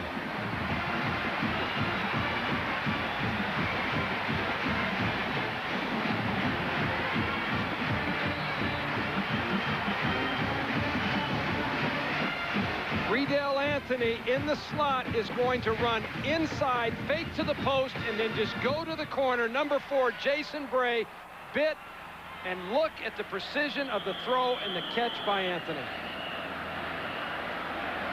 You got to marvel at Danny Werfel's ability to throw the ball deep on target.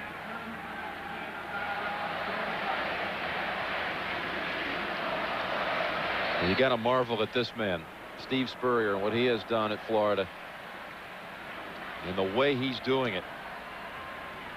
High-tech Florida football. Oh, that streak is over for Edmiston. He had made 114 in a row, and that penalty had backed him up to the 25-yard attempt. Nonetheless, it's 30-10 Gators.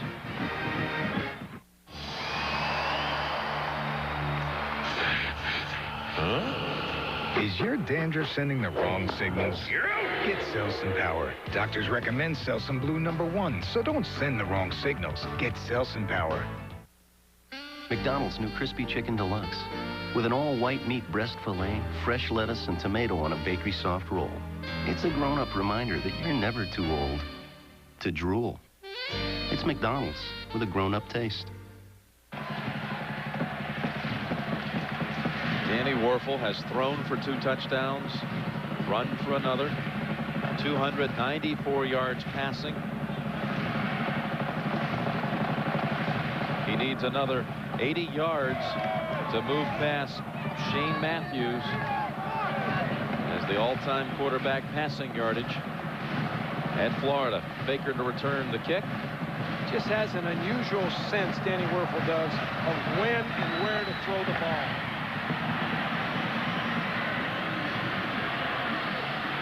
Baker will hole up the middle, and he's out to the 36. Well, we heard about Tiki Barber today and some of the other candidates for the Heisman. Now this is coming into the day first. Hanspard at Texas Tech, over 1,300 yards. It'll be interesting to see his numbers against Nebraska.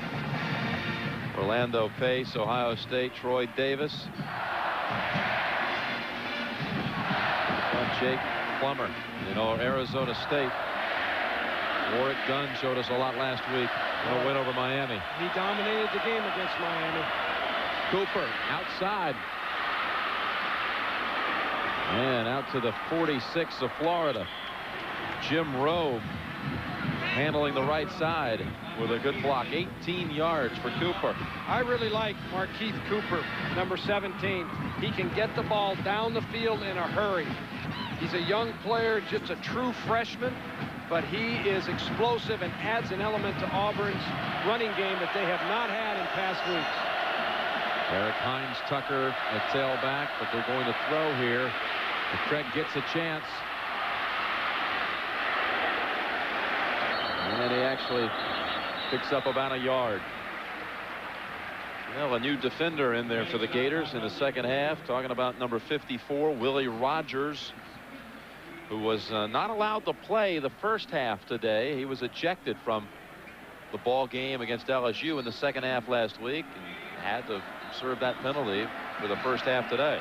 NCAA rule went into effect a few years ago about fighting, totally cleaned up fighting on the collegiate scene. It was a great move by the Rules Committee. It really helped college football. You hate to see a guy like Willie Rogers have a suspension, but it affects everyone when you punish somebody like that. 2nd and 9, and a fine play there by Fred Weary. Robert Baker was the target. How about Air Force and Notre Dame? What a fight that's been today. Let's find out the outcome. Back to New York and Pat O'Brien. All right, Jim, what a fight indeed. In overtime, 17-17. Notre Dame with this chance. Ron Paulus fumbles the ball. And then Dallas Thompson for Air Force kicks a 27-yard field goal. Air Force wins 20-17. Party in Colorado Springs. Back to Jim.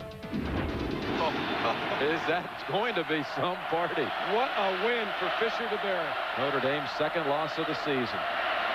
3rd and 9, and Williams makes the catch and only gains 2. Terry Bowden likely to go for it now. Fourth and about 7.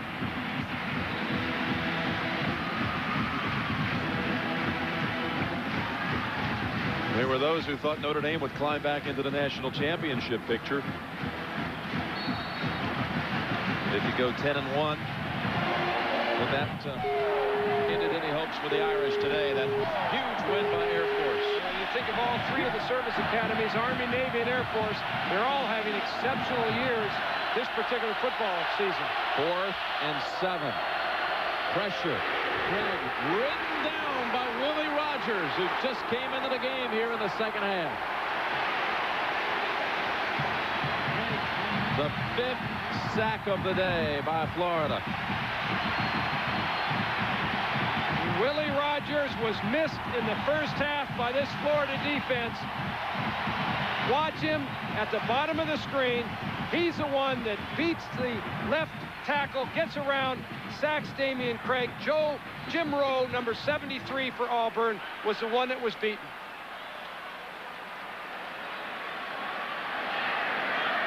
Boy, Terry Bowden right now is so frustrated. He knows that the potential's in that offense. He just can't quite squeeze it out of it right today.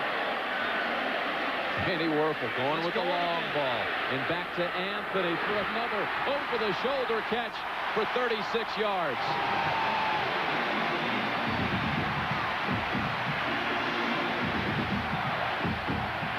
Werfel over 300 now. Riddell Anthony gets in between the corner, number 4, Jason Bray, and the safety, 27, Brad Ware. And the ball is in a space there that you love as a coach. Right in between those 2 defenders. And the nice thing is Riddell Anthony left plenty of room so that Werfel could complete the ball inbounds. A great route by the receiver. He left room to work on the sideline. Inside give. Elijah Williams. Forget about it. Untouched. Touchdown.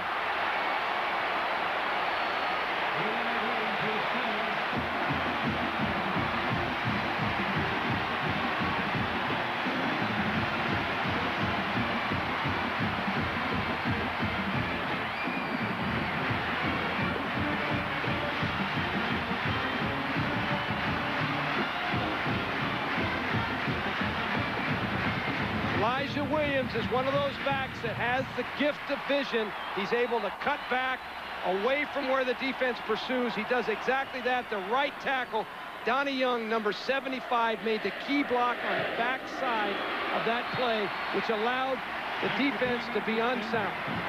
Well, Edmiston starts a new streak. That drive took 15 seconds. Florida 37-10. After I retired, I wanted to do something. United Way supported foster grandparent program matches senior citizens with children. But they're like real grandparents. We put together recreational activities for the foster grandparents.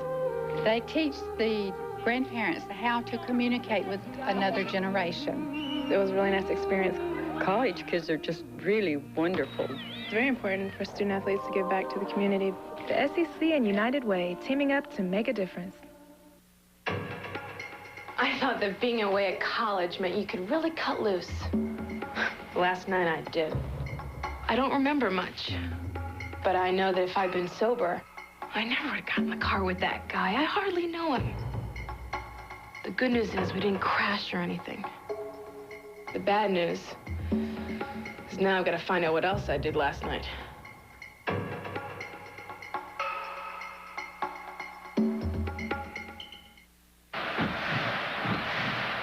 Jim Nance with Terry Donahue, Michelle Tafoya. Florida has broken this game wide open midway through the third quarter.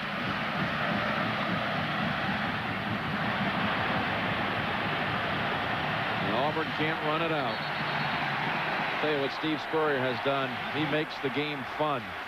He keeps you guessing and all kinds of imagination with his offense. Donnie Young has been playing tackle all day long, and Zach Pillar, number 69, has been playing the left side. They switched now to guard and tackle, respectively. They're the two players right there that created the cutback lane for Elijah Williams. The offensive line, they can play more than one position. They're physical. They can do it all.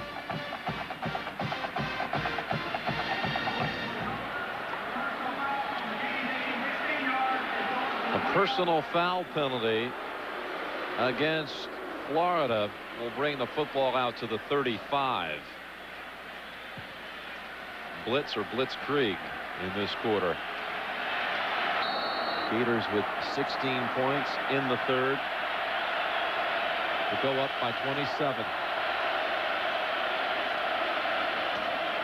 Rusty Williams running for 3.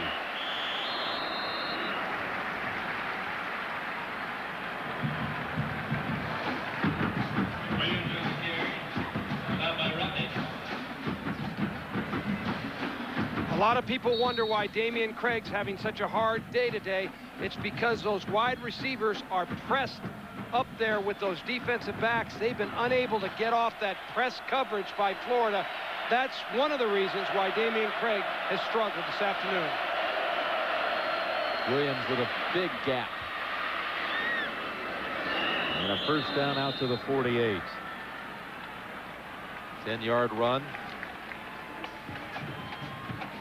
Gators in quest of the 18th straight win in the SEC, dating back to the loss to Auburn here 2 years ago.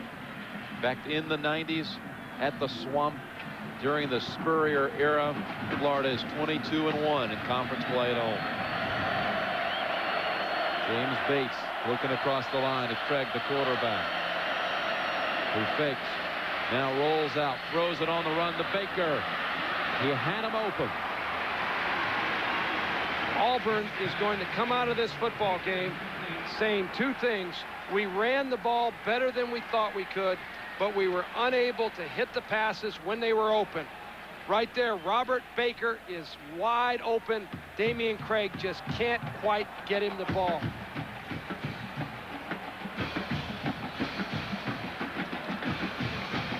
Second and 10. Craig has missed 10 of his last 11 attempts.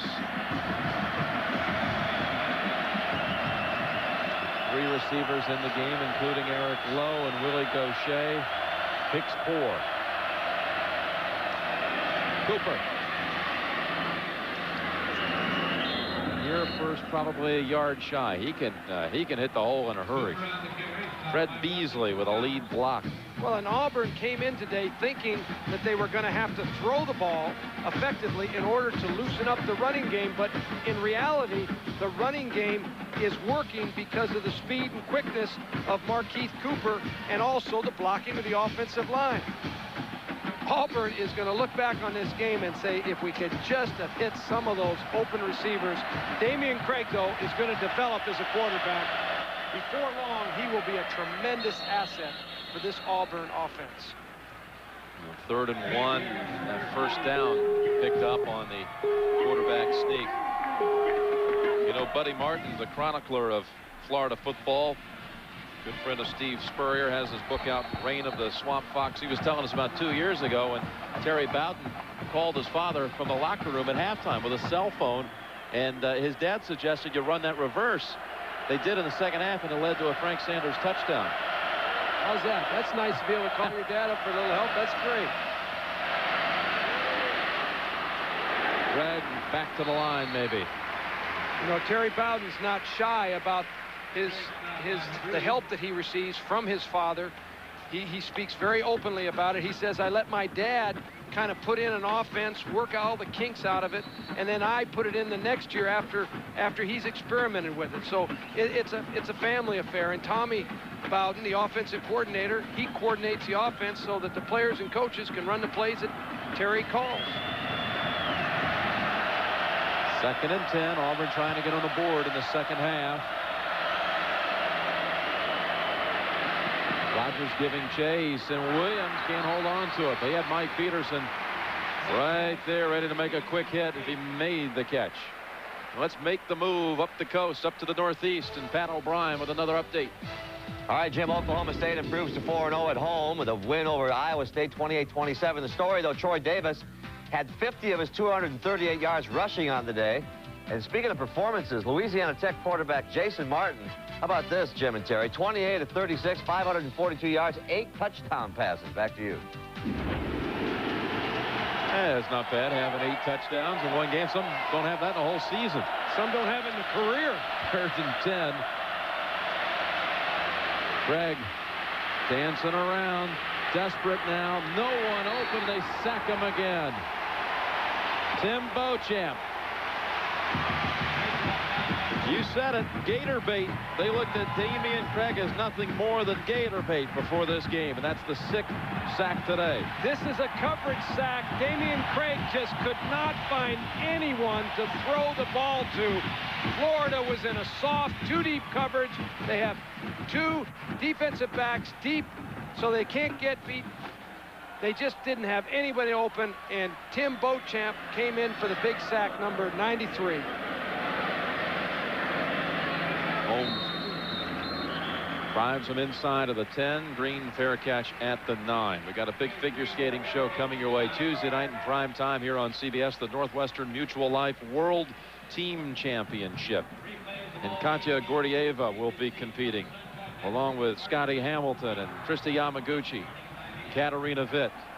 It's Tuesday night, 8 o'clock, right here on CBS. The Florida Gators, charter member of the Southeastern Conference. In 56 years before Spurrier got here, they had never won the conference title. Now he's led them to 4 SEC titles in the 90s. And Fred Taylor wrestled down after a 1-yard run. Beat FSU. They're already looking ahead to that game that you have to think will set up a Sugar Bowl berth and a national championship appearance for the winner. I think both teams are looking to that game. Florida State has a tougher schedule the rest of the way. Florida has a relatively easy schedule up until the Florida State game. And how often that game will decide number 1, either the Miami, Florida, or Florida State games, has such an impact on the national rankings. Taylor, a little unbalanced at first, but then able to get his footing. Jerome Evans with a good block. That's a first down for Florida. They had 36 first downs last week against LSU, which was a Florida school record in one game, 36 firsts. Along with over 300 yards rushing. Steve Spurrier said at half he wanted to run the ball better this half than he had in the first half. He's got 23 first downs today. And they are running the ball considerably better this half.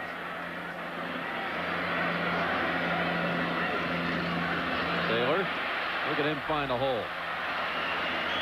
Out to the 26. Fred Taylor went over 100 yards against LSU, as did Elijah Williams.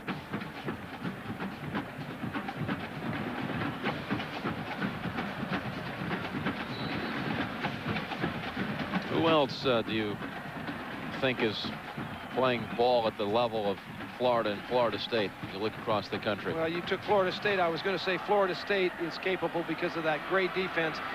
Ohio State may have the best balance other than Florida of anybody in the country. They have a tremendous offensive explosion power along with a good defense. Fumble. Auburn says, we got it. That was Elijah Williams on the carry. Still no sign. Auburn football. Another turnover. Third one today.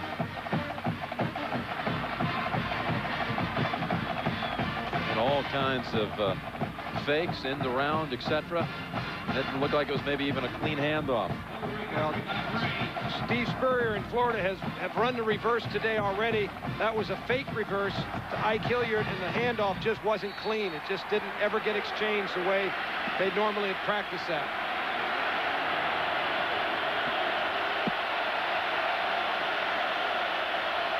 Tigers from the 32. And Williams to the 30.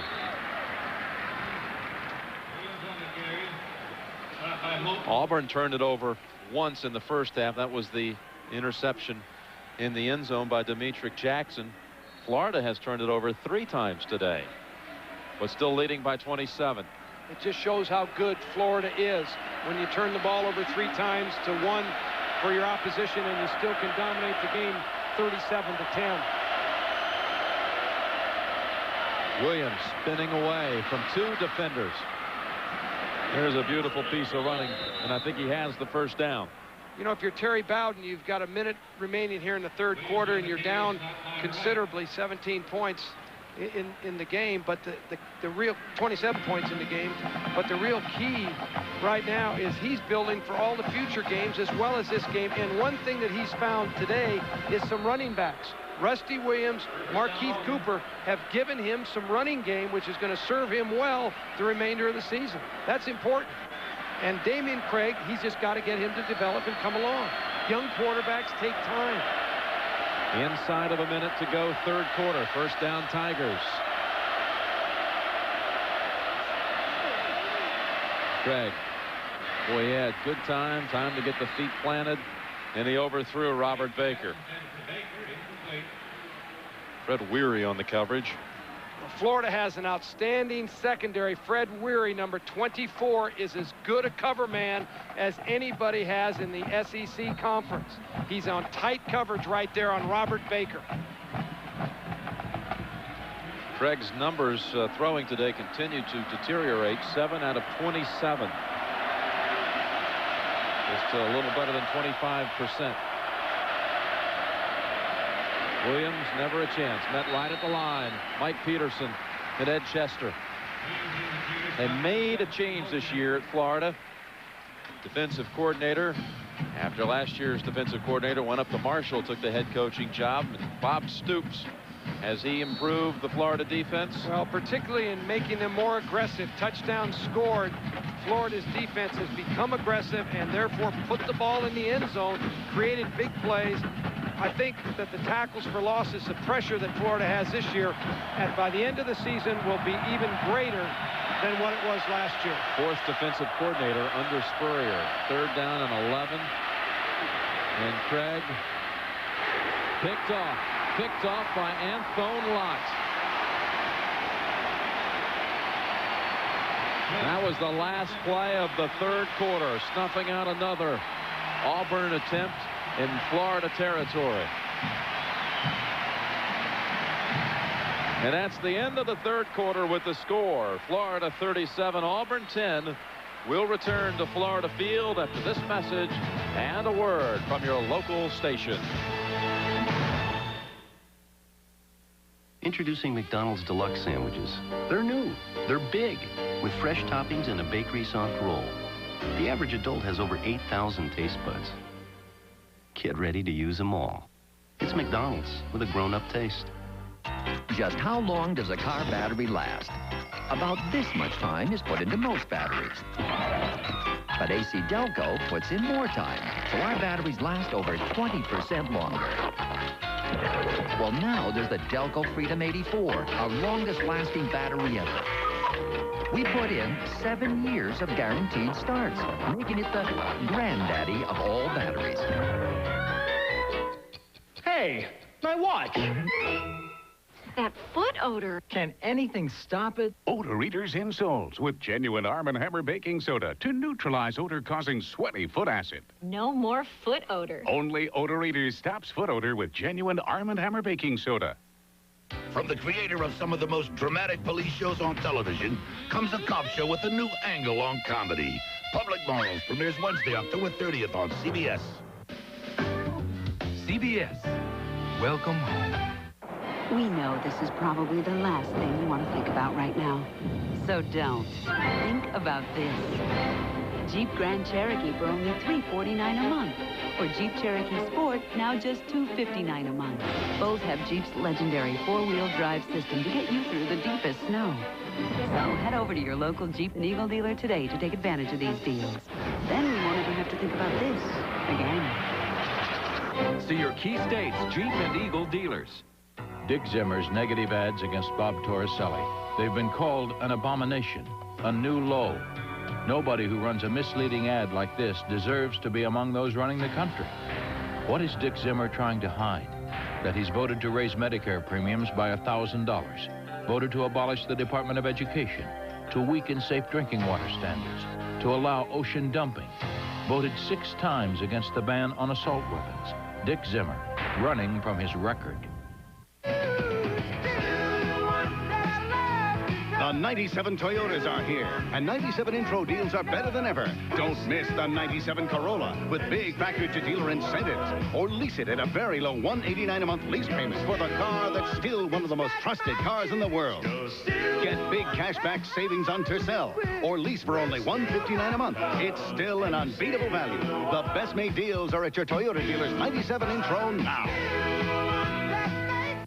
Sports Wrap tomorrow at 11:35 on KYW3.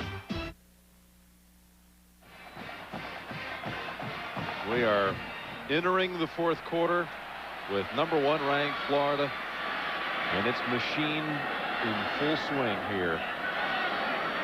Danny Werfel and the Gators take over after an Anthony Lott interception. From the 10, first down. Taylor out to the 18. Jim Nance to Terry Donahue. Michelle Tafoya. Florida Field enjoying its second largest crowd ever today. The 20 largest attendance figures in the state history, any sport, have been football games here at Florida Field during the 90s, during the time that Spurrier took this program to a whole new level. 2nd and 3. Werfel's next pass attempt will be number 1,000 on his career.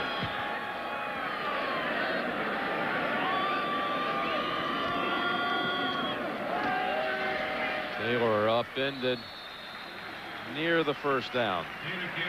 Started on the opening drive today. Florida marching 80 yards. Anthony scoring on a 3rd down pass play. Back came Auburn after a pick. Cooper from 7 yards. Then the Gators, Werfel on a sneak. That was a 92-yard drive. Jackson from a yard out. 21-10 at halftime after a field goal, 41 yards by Jarrett Holmes. But in the 3rd quarter, Edmiston, 25-yard kick to put him up 14. Anthony's 2nd touchdown catch of the day, 30-10, missed extra point. And then Elijah Williams going in untouched to make it 37-10. That's how it stands right now. First down. Look at Taylor sidestep the defender. He is really getting in a groove now. Ricky Neal had him for a moment. He broke away. Florida is dominant team. Auburn has 8 guys up on the line of scrimmage to try and take away the running game, and yet Florida is still able to crease the defense for a big run by Fred Taylor, number 21. 8 guys committed to the running game. Taylor with 86 yards on 11 carries.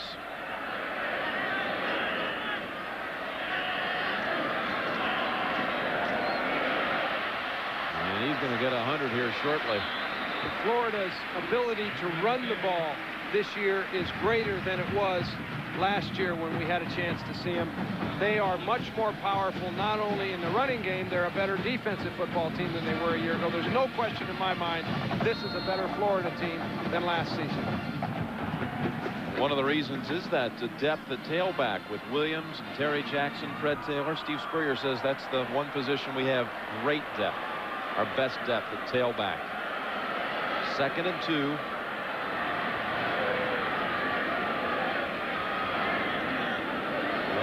Minutes remaining here. Taylor. Here comes 100. All the way down to the Auburn 45. Taylor now with 13 rushes, 103 yards, back-to-back 100-yard efforts. The Auburn defense is extremely young, and right now they're just overmatched against a great offensive line, some powerful running backs, and a quarterback that has electrified this crowd today and almost every single week that he plays. The most accurate passer in college football history, Danny Werfel. Those are tough combinations to try and slow down. Taylor just getting a workout now and breaking tackles on every carry. Bumped out at the 38, 7 more. As a coach, you really don't know what to do right now. Bill Oliver, the defensive coordinator, who's as keen and sharp as anybody that's ever coached the game. He's got 8 Auburn Tigers up there wrapped around the line of scrimmage, but the power of the Florida backs and the power of the offensive line is just too much. Taylor will take a breather. And they shuttle in Elijah Williams, the starter. You get the feeling that Danny Werfel has run it so many times now. If he wanted, he could probably beat Auburn with a long ball. 2nd and 3, Elijah Williams. Slices back in, late flag.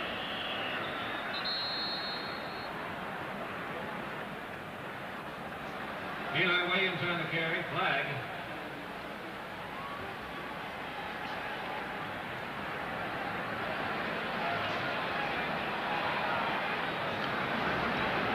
Elijah Williams, the leading rusher for Florida,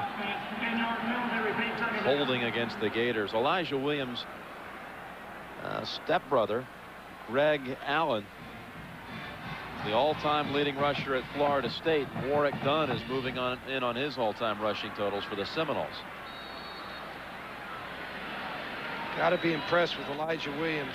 Averages 6.3 yards in his career every single time he carries the ball. Holding call backs up the Gators to the 47, leading 37-10. 2nd and 12. Here's Williams. He has the first down all the way to the 30.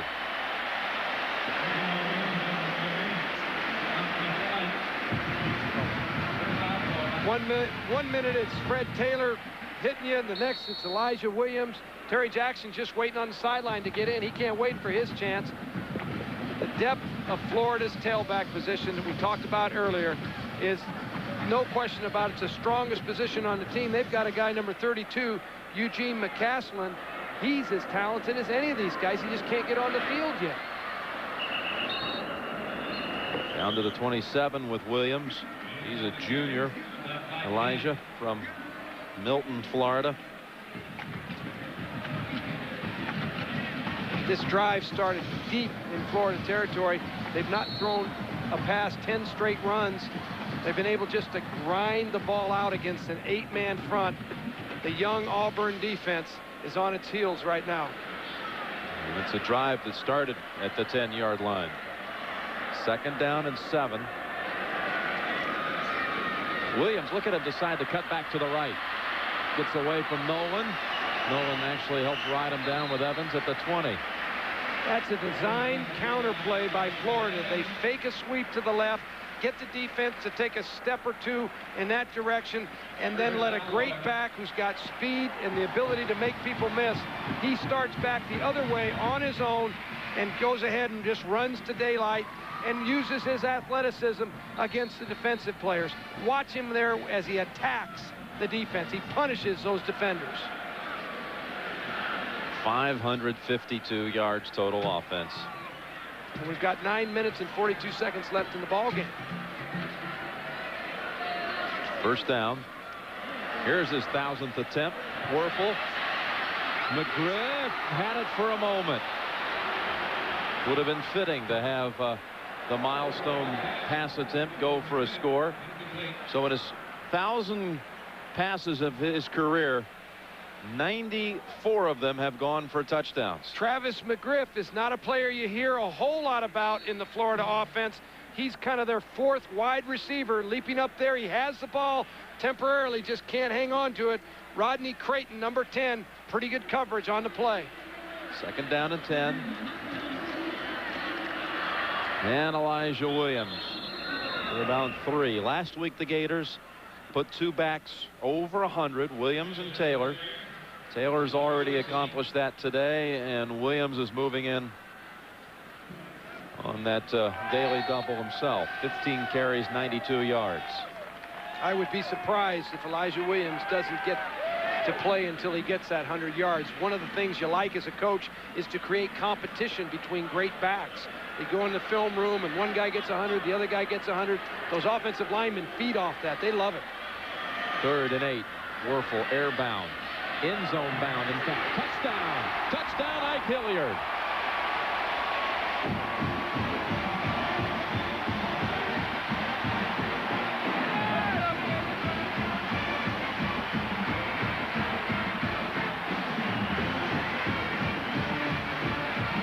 All day long, Florida has thrown the ball outside on post corner routes. This particular time, Danny Werfel hits Ike Hilliard inside on a post route. The ball is perfectly delivered. He's a phenomenal thrower. And Edmiston's kick good. 3 touchdown passes today, 346 yards.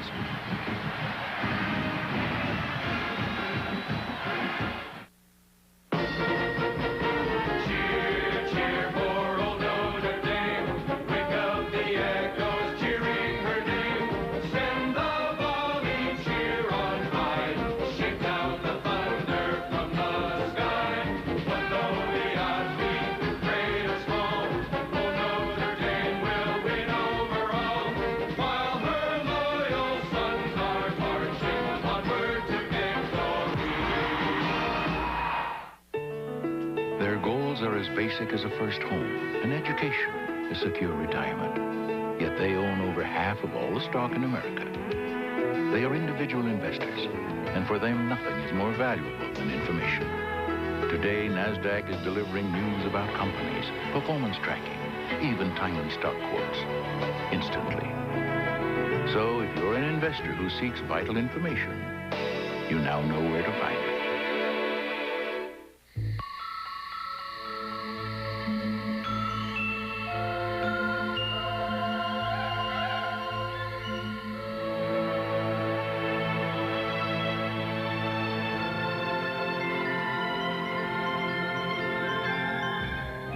Designed Nissan Maxima.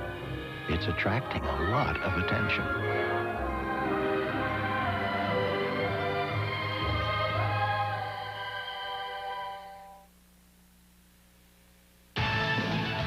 CBS Sports coverage of college football is sponsored by Nissan, who reminds you that life is a journey. Enjoy the ride. Prime Star, mini dish satellite television. And by Burger King, where you can get your burger's worth. Ike Hilliard catching another touchdown, his 8th of the year. His teammate is 2nd in the nation. Touchdown catches, only Harris of Wyoming with more than Riedel Anthony. Baker, number 24.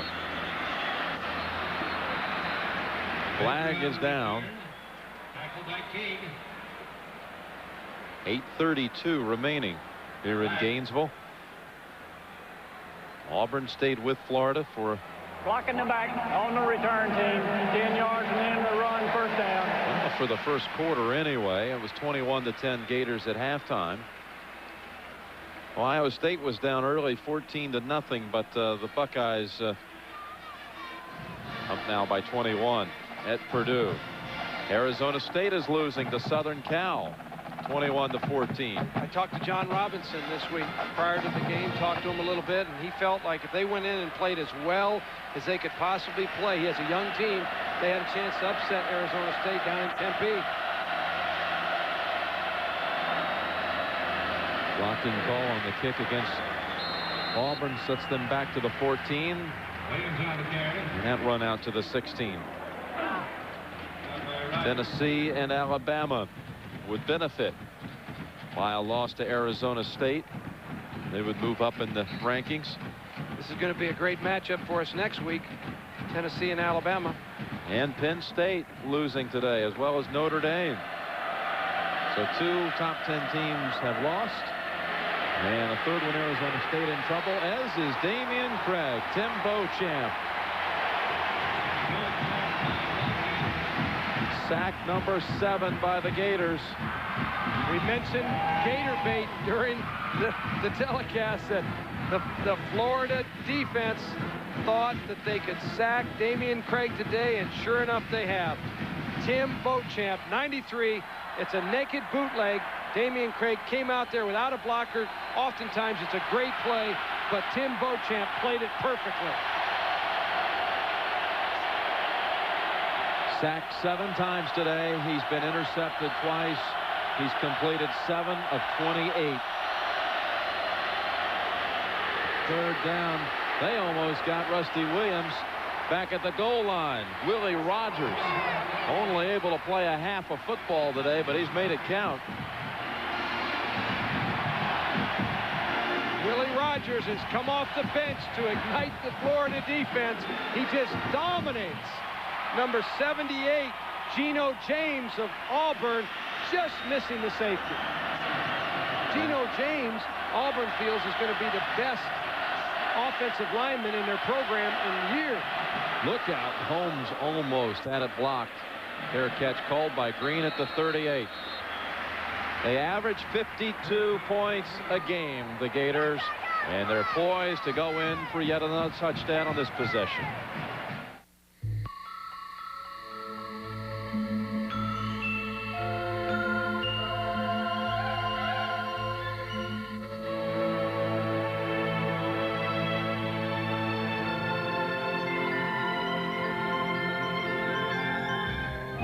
Designed Nissan Maxima.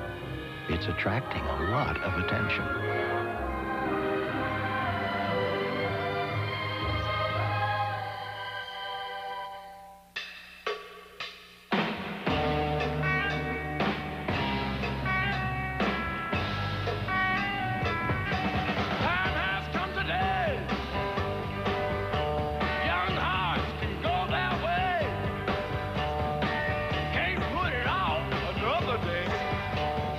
Trade after trade, active investors rely on our brokerage experience.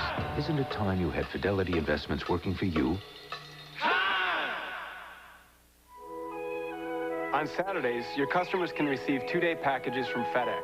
Cost? An extra $10.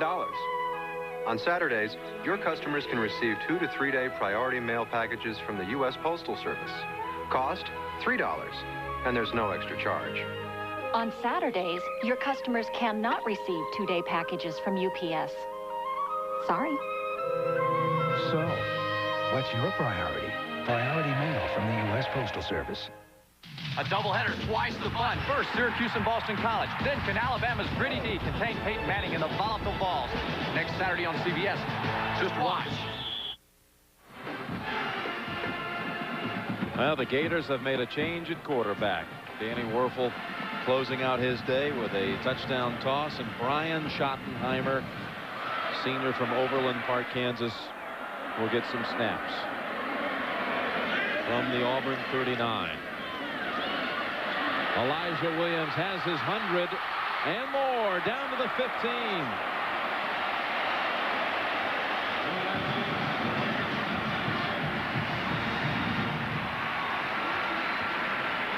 It's just impossible for the Auburn defense right now to slow down this Florida attack. Florida is running the ball at will against their 8-man front. In addition, anytime they want, they're going to be able to go and throw it. They just have too many weapons. Auburn has fought hard. They're extremely well coached. They're just too young on defense to hold up against this kind of style of offense. Terry Jackson, now the running back. Fake flea flicker, and he keeps it down to the 9. They still keep you guessing. Just a little counter play. It's like a counter puncher in boxing. They go ahead and start to sweep one way, get the defense to flow, then come right back with that speed and athleticism of the tailback the other way. Nolan down for Auburn. 2 backs over 100 for Florida, second straight week. Elijah Williams, 116 yards. Fred Taylor, 110 yards. No, you just saw Terry Bowden on the sideline there. Really have been impressed with the time that we've been able to spend with him prior to the South Carolina game and yesterday. He really, I think, has control of his program, where he wants to go, what he's done. He feels real secure about himself as a football coach, and this guy can attack you. I think strategically they used the right approach in this game, despite the fact they've only been able to put up 10 points. They spread them out, did a good job. They just didn't have the kind of day out of the quarterback that they needed. Antoine Nolan on that last play. Watch him, number 13, just crushed by the wave. And as they continue to tend to him on the field, we'll tell you that Florida's over 600 yards total offense for the game, 602 yards.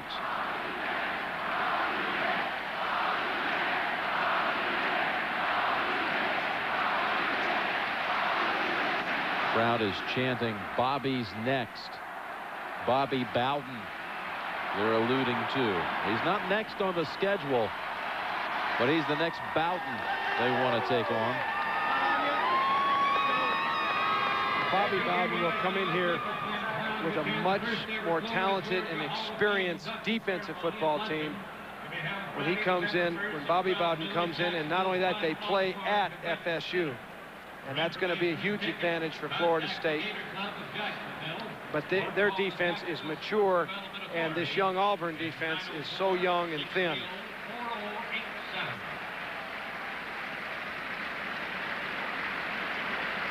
Well, you look at the most wins since 1990. Florida State won the championship in '93, but let's not forget Nebraska's won 2 national championships in the '90s. Florida still looking for its first national championship. You know, the thing that all those teams have in common, they changed their recruiting philosophies. They went to speed. They took high school defensive backs, made them linebackers, took high school linebackers, made them defensive linemen. They put speed on the field that they didn't have in years past, and consequently they just have played terrific defense. Could these two have Heisman trophies, bookends 30 years apart? Spurrier won his back in '66, and Werfel appears to be well on his way, and he comes up today just 28 yards shy of becoming the all-time passer in terms of yardage here at Florida. You know, there's some great Heisman candidates this year, but somebody's going to have to go a long way before they beat Danny Werfel. See Spurrier with 36 career touchdown passes. Obviously you can't compare systems, but Danny Werfel today threw career touchdown passes 93, 94, and 95. The game's changed. It really has changed since Steve played, and now when Danny's playing. A different game. In the middle they go, and that's a touchdown. A touchdown, Terry Jackson.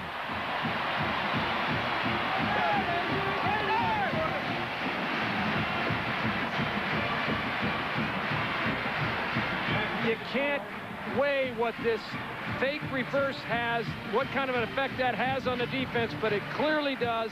It allows Terry Jackson clean sailing right up the middle of that Auburn defense. The defense gets frozen by that reverse fake, and Jackson's able to slice right through the hole. From 10 yards out, his second touchdown of the day, and Edmiston with the extra point. Almost on average. Florida 51, Auburn 10.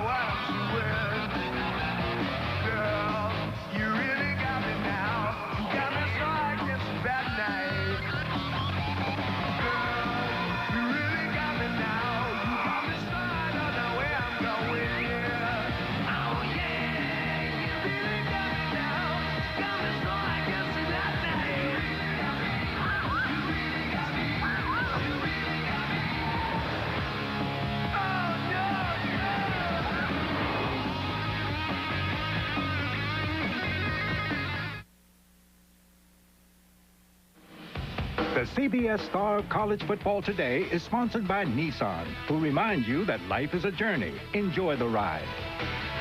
Pat O'Brien along with Craig James. Our star of the day is from Virginia, a sophomore and a defensive back. Anthony Poindexter. The only guy I knew of Poindexter was in a science class.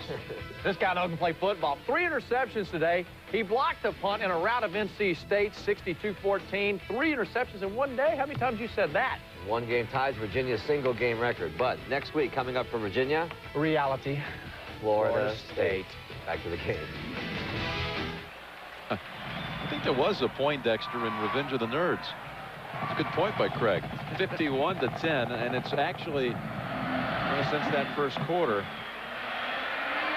just been pouring it on them. 44-3 since the first quarter. Let's go back down to the sideline and join Michelle Tafoya. Michelle? Well, you know, Jim, the Gators lose Danny Werfel at the end of this year, so Steve Spurrier has been recruiting quarterbacks hard, and while the university can't comment on this yet, we can tell you that they've gotten a verbal commitment from star Canadian prep quarterback Jesse Palmer. He's 6'3", 212 pounds from Ottawa. His high school doesn't field a team, so he plays for a club team coached by his dad, Bill Palmer, who's a former CFL player. He describes his dad as Attila the Hun, so playing for Steve Spurrier should be easy. Guys?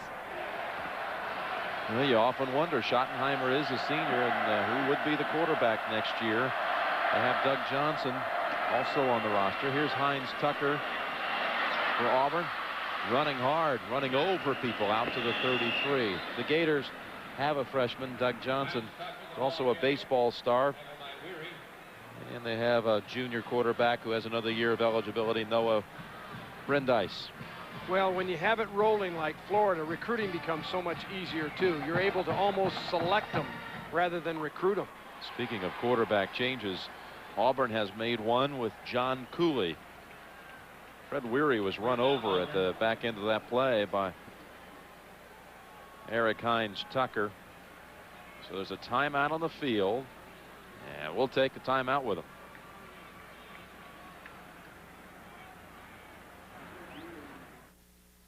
In some places, this isn't a big family. It's a small town. And it's not too easy to please everyone. It's a good thing we got Prime Star. With up to 95 channels in digital picture and sound, it is a cornucopia of viewing possibilities. And the big guy? I haven't seen him this happy in years. He didn't have to buy the dish. Prime Star is a service, so there's no equipment to buy. And it all starts at about $1 a day. Enjoy. For the best value in satellite TV, call 1-800-PRIME-STAR or visit your local Radio Shack. Phew, that foot odor. I can't take it anymore. But can anything stop it? This will. Odor Eaters Insoles. Now, its powerful charcoal formula contains genuine Arm & Hammer baking soda. Look, foot odor is caused by sweaty acid, and now Odor Eaters actually neutralizes that odor-causing acid. Finally, no more foot odor. And I thought it was hopeless. Only Odor Eaters Insoles stop foot odor with genuine Arm & Hammer baking soda. Honda invented the ATV, and in over 25 years, no one has taken the idea farther. Now, with the purchase of a 4Trax 300 or 300 4x4, get a Magellan GPS satellite navigator. So no matter where on Earth you go, we can help bring you back. And with any new Honda 4Trax, get one of the best deals on Earth. no down payment, and 13.5% APR financing. You've shared her loss, now share her triumph. For the first time ever, she competes alone. A night of courage and command performances. Tuesday on CBS.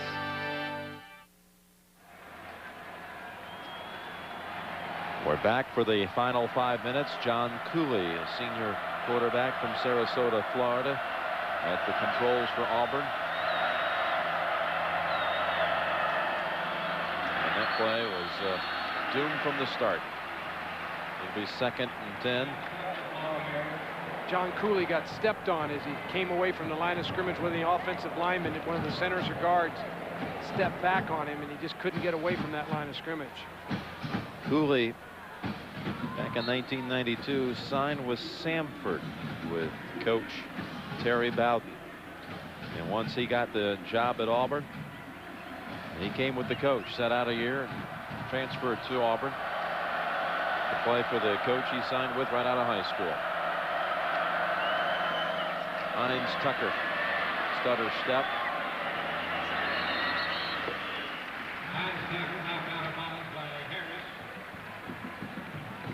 We saw Antoine Nolan earlier get shaken up in the Auburn secondary, and they say that may have suffered a rib cage injury. There's a guy that's having an All-American type season right there, Johnny Young.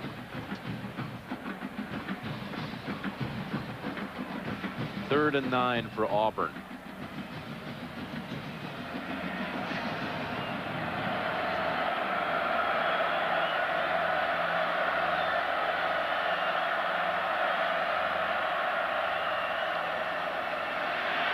Cooley almost picked off.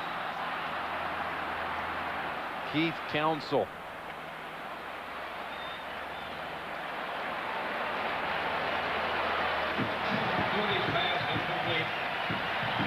Keith Council, number 66, hasn't been heard from much today. He's inside in the defense, but he just continues to go ahead and put the pass rush. Then he feels the screen, and it hits him right in the hands. That would have been a defensive lineman's dream right there. He's loving it. Look at it. He knows he let one get away. You don't get to touch the ball very often when you're in that defensive line. Can't let those chances go by. Green brought down at the 25 with 3.5 remaining. You know, we want to wish a very happy 50th birthday to David Housel, the athletic director at Auburn. You know, for a birthday present, his wife Susan arranged for the Lone Ranger to call him yesterday and also give him a personal copy of his new book, I Was That Masked Man. That was David's hero growing up, Clayton Moore. He got the phone call and all, and happy birthday, David. Been a great friend for so many of us at CBS for so long. Happy 50th. Doug Johnson at quarterback for Florida. Football fumbled but recovered by Eugene McCaslin, freshman running back. You know that David Housel didn't want to see a 50 put on the board against his Tigers on the day after. It was actually yesterday was his 50th birthday, but these Gators, I don't know who in the SEC can stay with them. Well, I'm not sure anybody can. Alabama has the defense that perhaps can match up, but they just don't have the offensive firepower that Florida would have. Doug Johnson firing, batted away. Quentin Reese got a hand on it. Well, tonight on CBS, welcome home to America's Night of Television. Don't miss all new episodes of Dr. Quinn, Medicine Woman, Early Edition, and Walker, Texas Ranger. You know, having so many of these games located on the East Coast, you're not able to make it home back to California on Saturday nights. I know you've enjoyed the chance to watch a little Dr. Quinn on your Saturday nights. I'm traveling. I'm traveling across the country. You know that. Don't try to put me on the spot. Second and 10. McCaslin cuts to the outside. This is the freshman back that Terry, you alluded to earlier, just can't get any action with with Williams and Jackson and Taylor all ahead of him. No, but the Florida people think he can be a great tailback here at the University of Florida. I watched him play in the first couple games of the season. Very impressive. But when you have Williams and Jackson and Taylor, you don't get your chance much until you get the games out of control like this one is. And they all come back next year. Not a one of them a senior. Williams and Taylor both juniors, and Jackson a sophomore. Wow. Third down and 10. Doug Johnson firing over the head, everyone. Ohio State had a rather rugged start earlier today. And let's get the update on the Buckeyes now from Pat O'Brien. All right, Jim, thank you. After being down 14-zip, Ohio State roared back with 42 unanswered points to beat Purdue 42-14. Stanley Jackson scores on a 9-yard run to give the Buckeyes a 21-14 lead there. They went on 42-14. By the way, Alabama now up 10-0 on Mississippi. Back to you, Jim. Alabama and Tennessee next week, Pat, on the second game of our doubleheader. That long-time rivalry. Crimson Tide and Tennessee at Neyland Stadium. Baker unable to field that awkward-looking boot, and it just ends up burying Auburn back inside of the 10-yard line, down to 7. This will be the 4th time in Florida history that the Gators have been 7-0. 1928, 1966, that was Spurrier's year, the Heisman year, and then last year where they went through the regular season and the SEC title game without a loss before they ran into a group named Nebraska. You know, last year, prior to the Nebraska game, they didn't even have a close game all season long. They were never pressed once, and it doesn't look like they're going to get pressed this season in the regular year. Florida State would have a thing to say about that. Absolutely. But other than that, it sure doesn't look like they're going to be challenged until they get there. Big loss on that play. Our thanks to our guys up in the booth, Brant Packer, our stage manager, Tommy Spencer, and Matt Sine up here spotting for us, and stats man extraordinaire Marty Aronoff. Coordinating producer of college football on CBS, Craig Silver. Today's game directed by Robert Fishman. Sideline producer for today's game was Steve Shear, and the associate director out here with our crew, Jim Cornell. Now let's get another quick update from Pat in New York.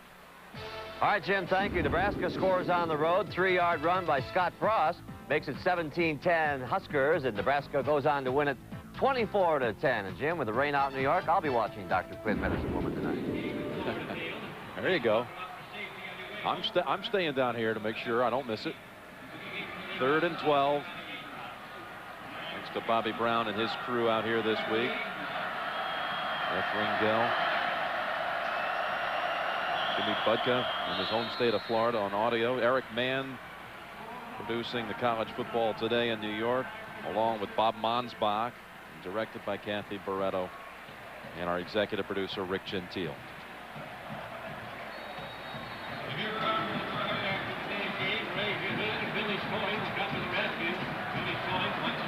Auburn will host Arkansas November the 2nd after an off week, then a non-conference game.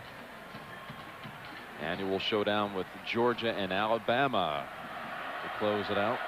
It won't be easy for Auburn, but despite the fact that they took a real beating here today, they're going to have a successful team. They're awfully talented. They'll come back. Auburn swamped today at Florida Field. The final, the Gators 51 and Auburn 10. They are indeed the #1 team in the nation. Steve Spurrier and company keep on rolling. For Michelle Tafoya, Terry Donahue, the gang back in New York, Jim Nance, thanks so long from Gainesville, Florida. Good night, everybody.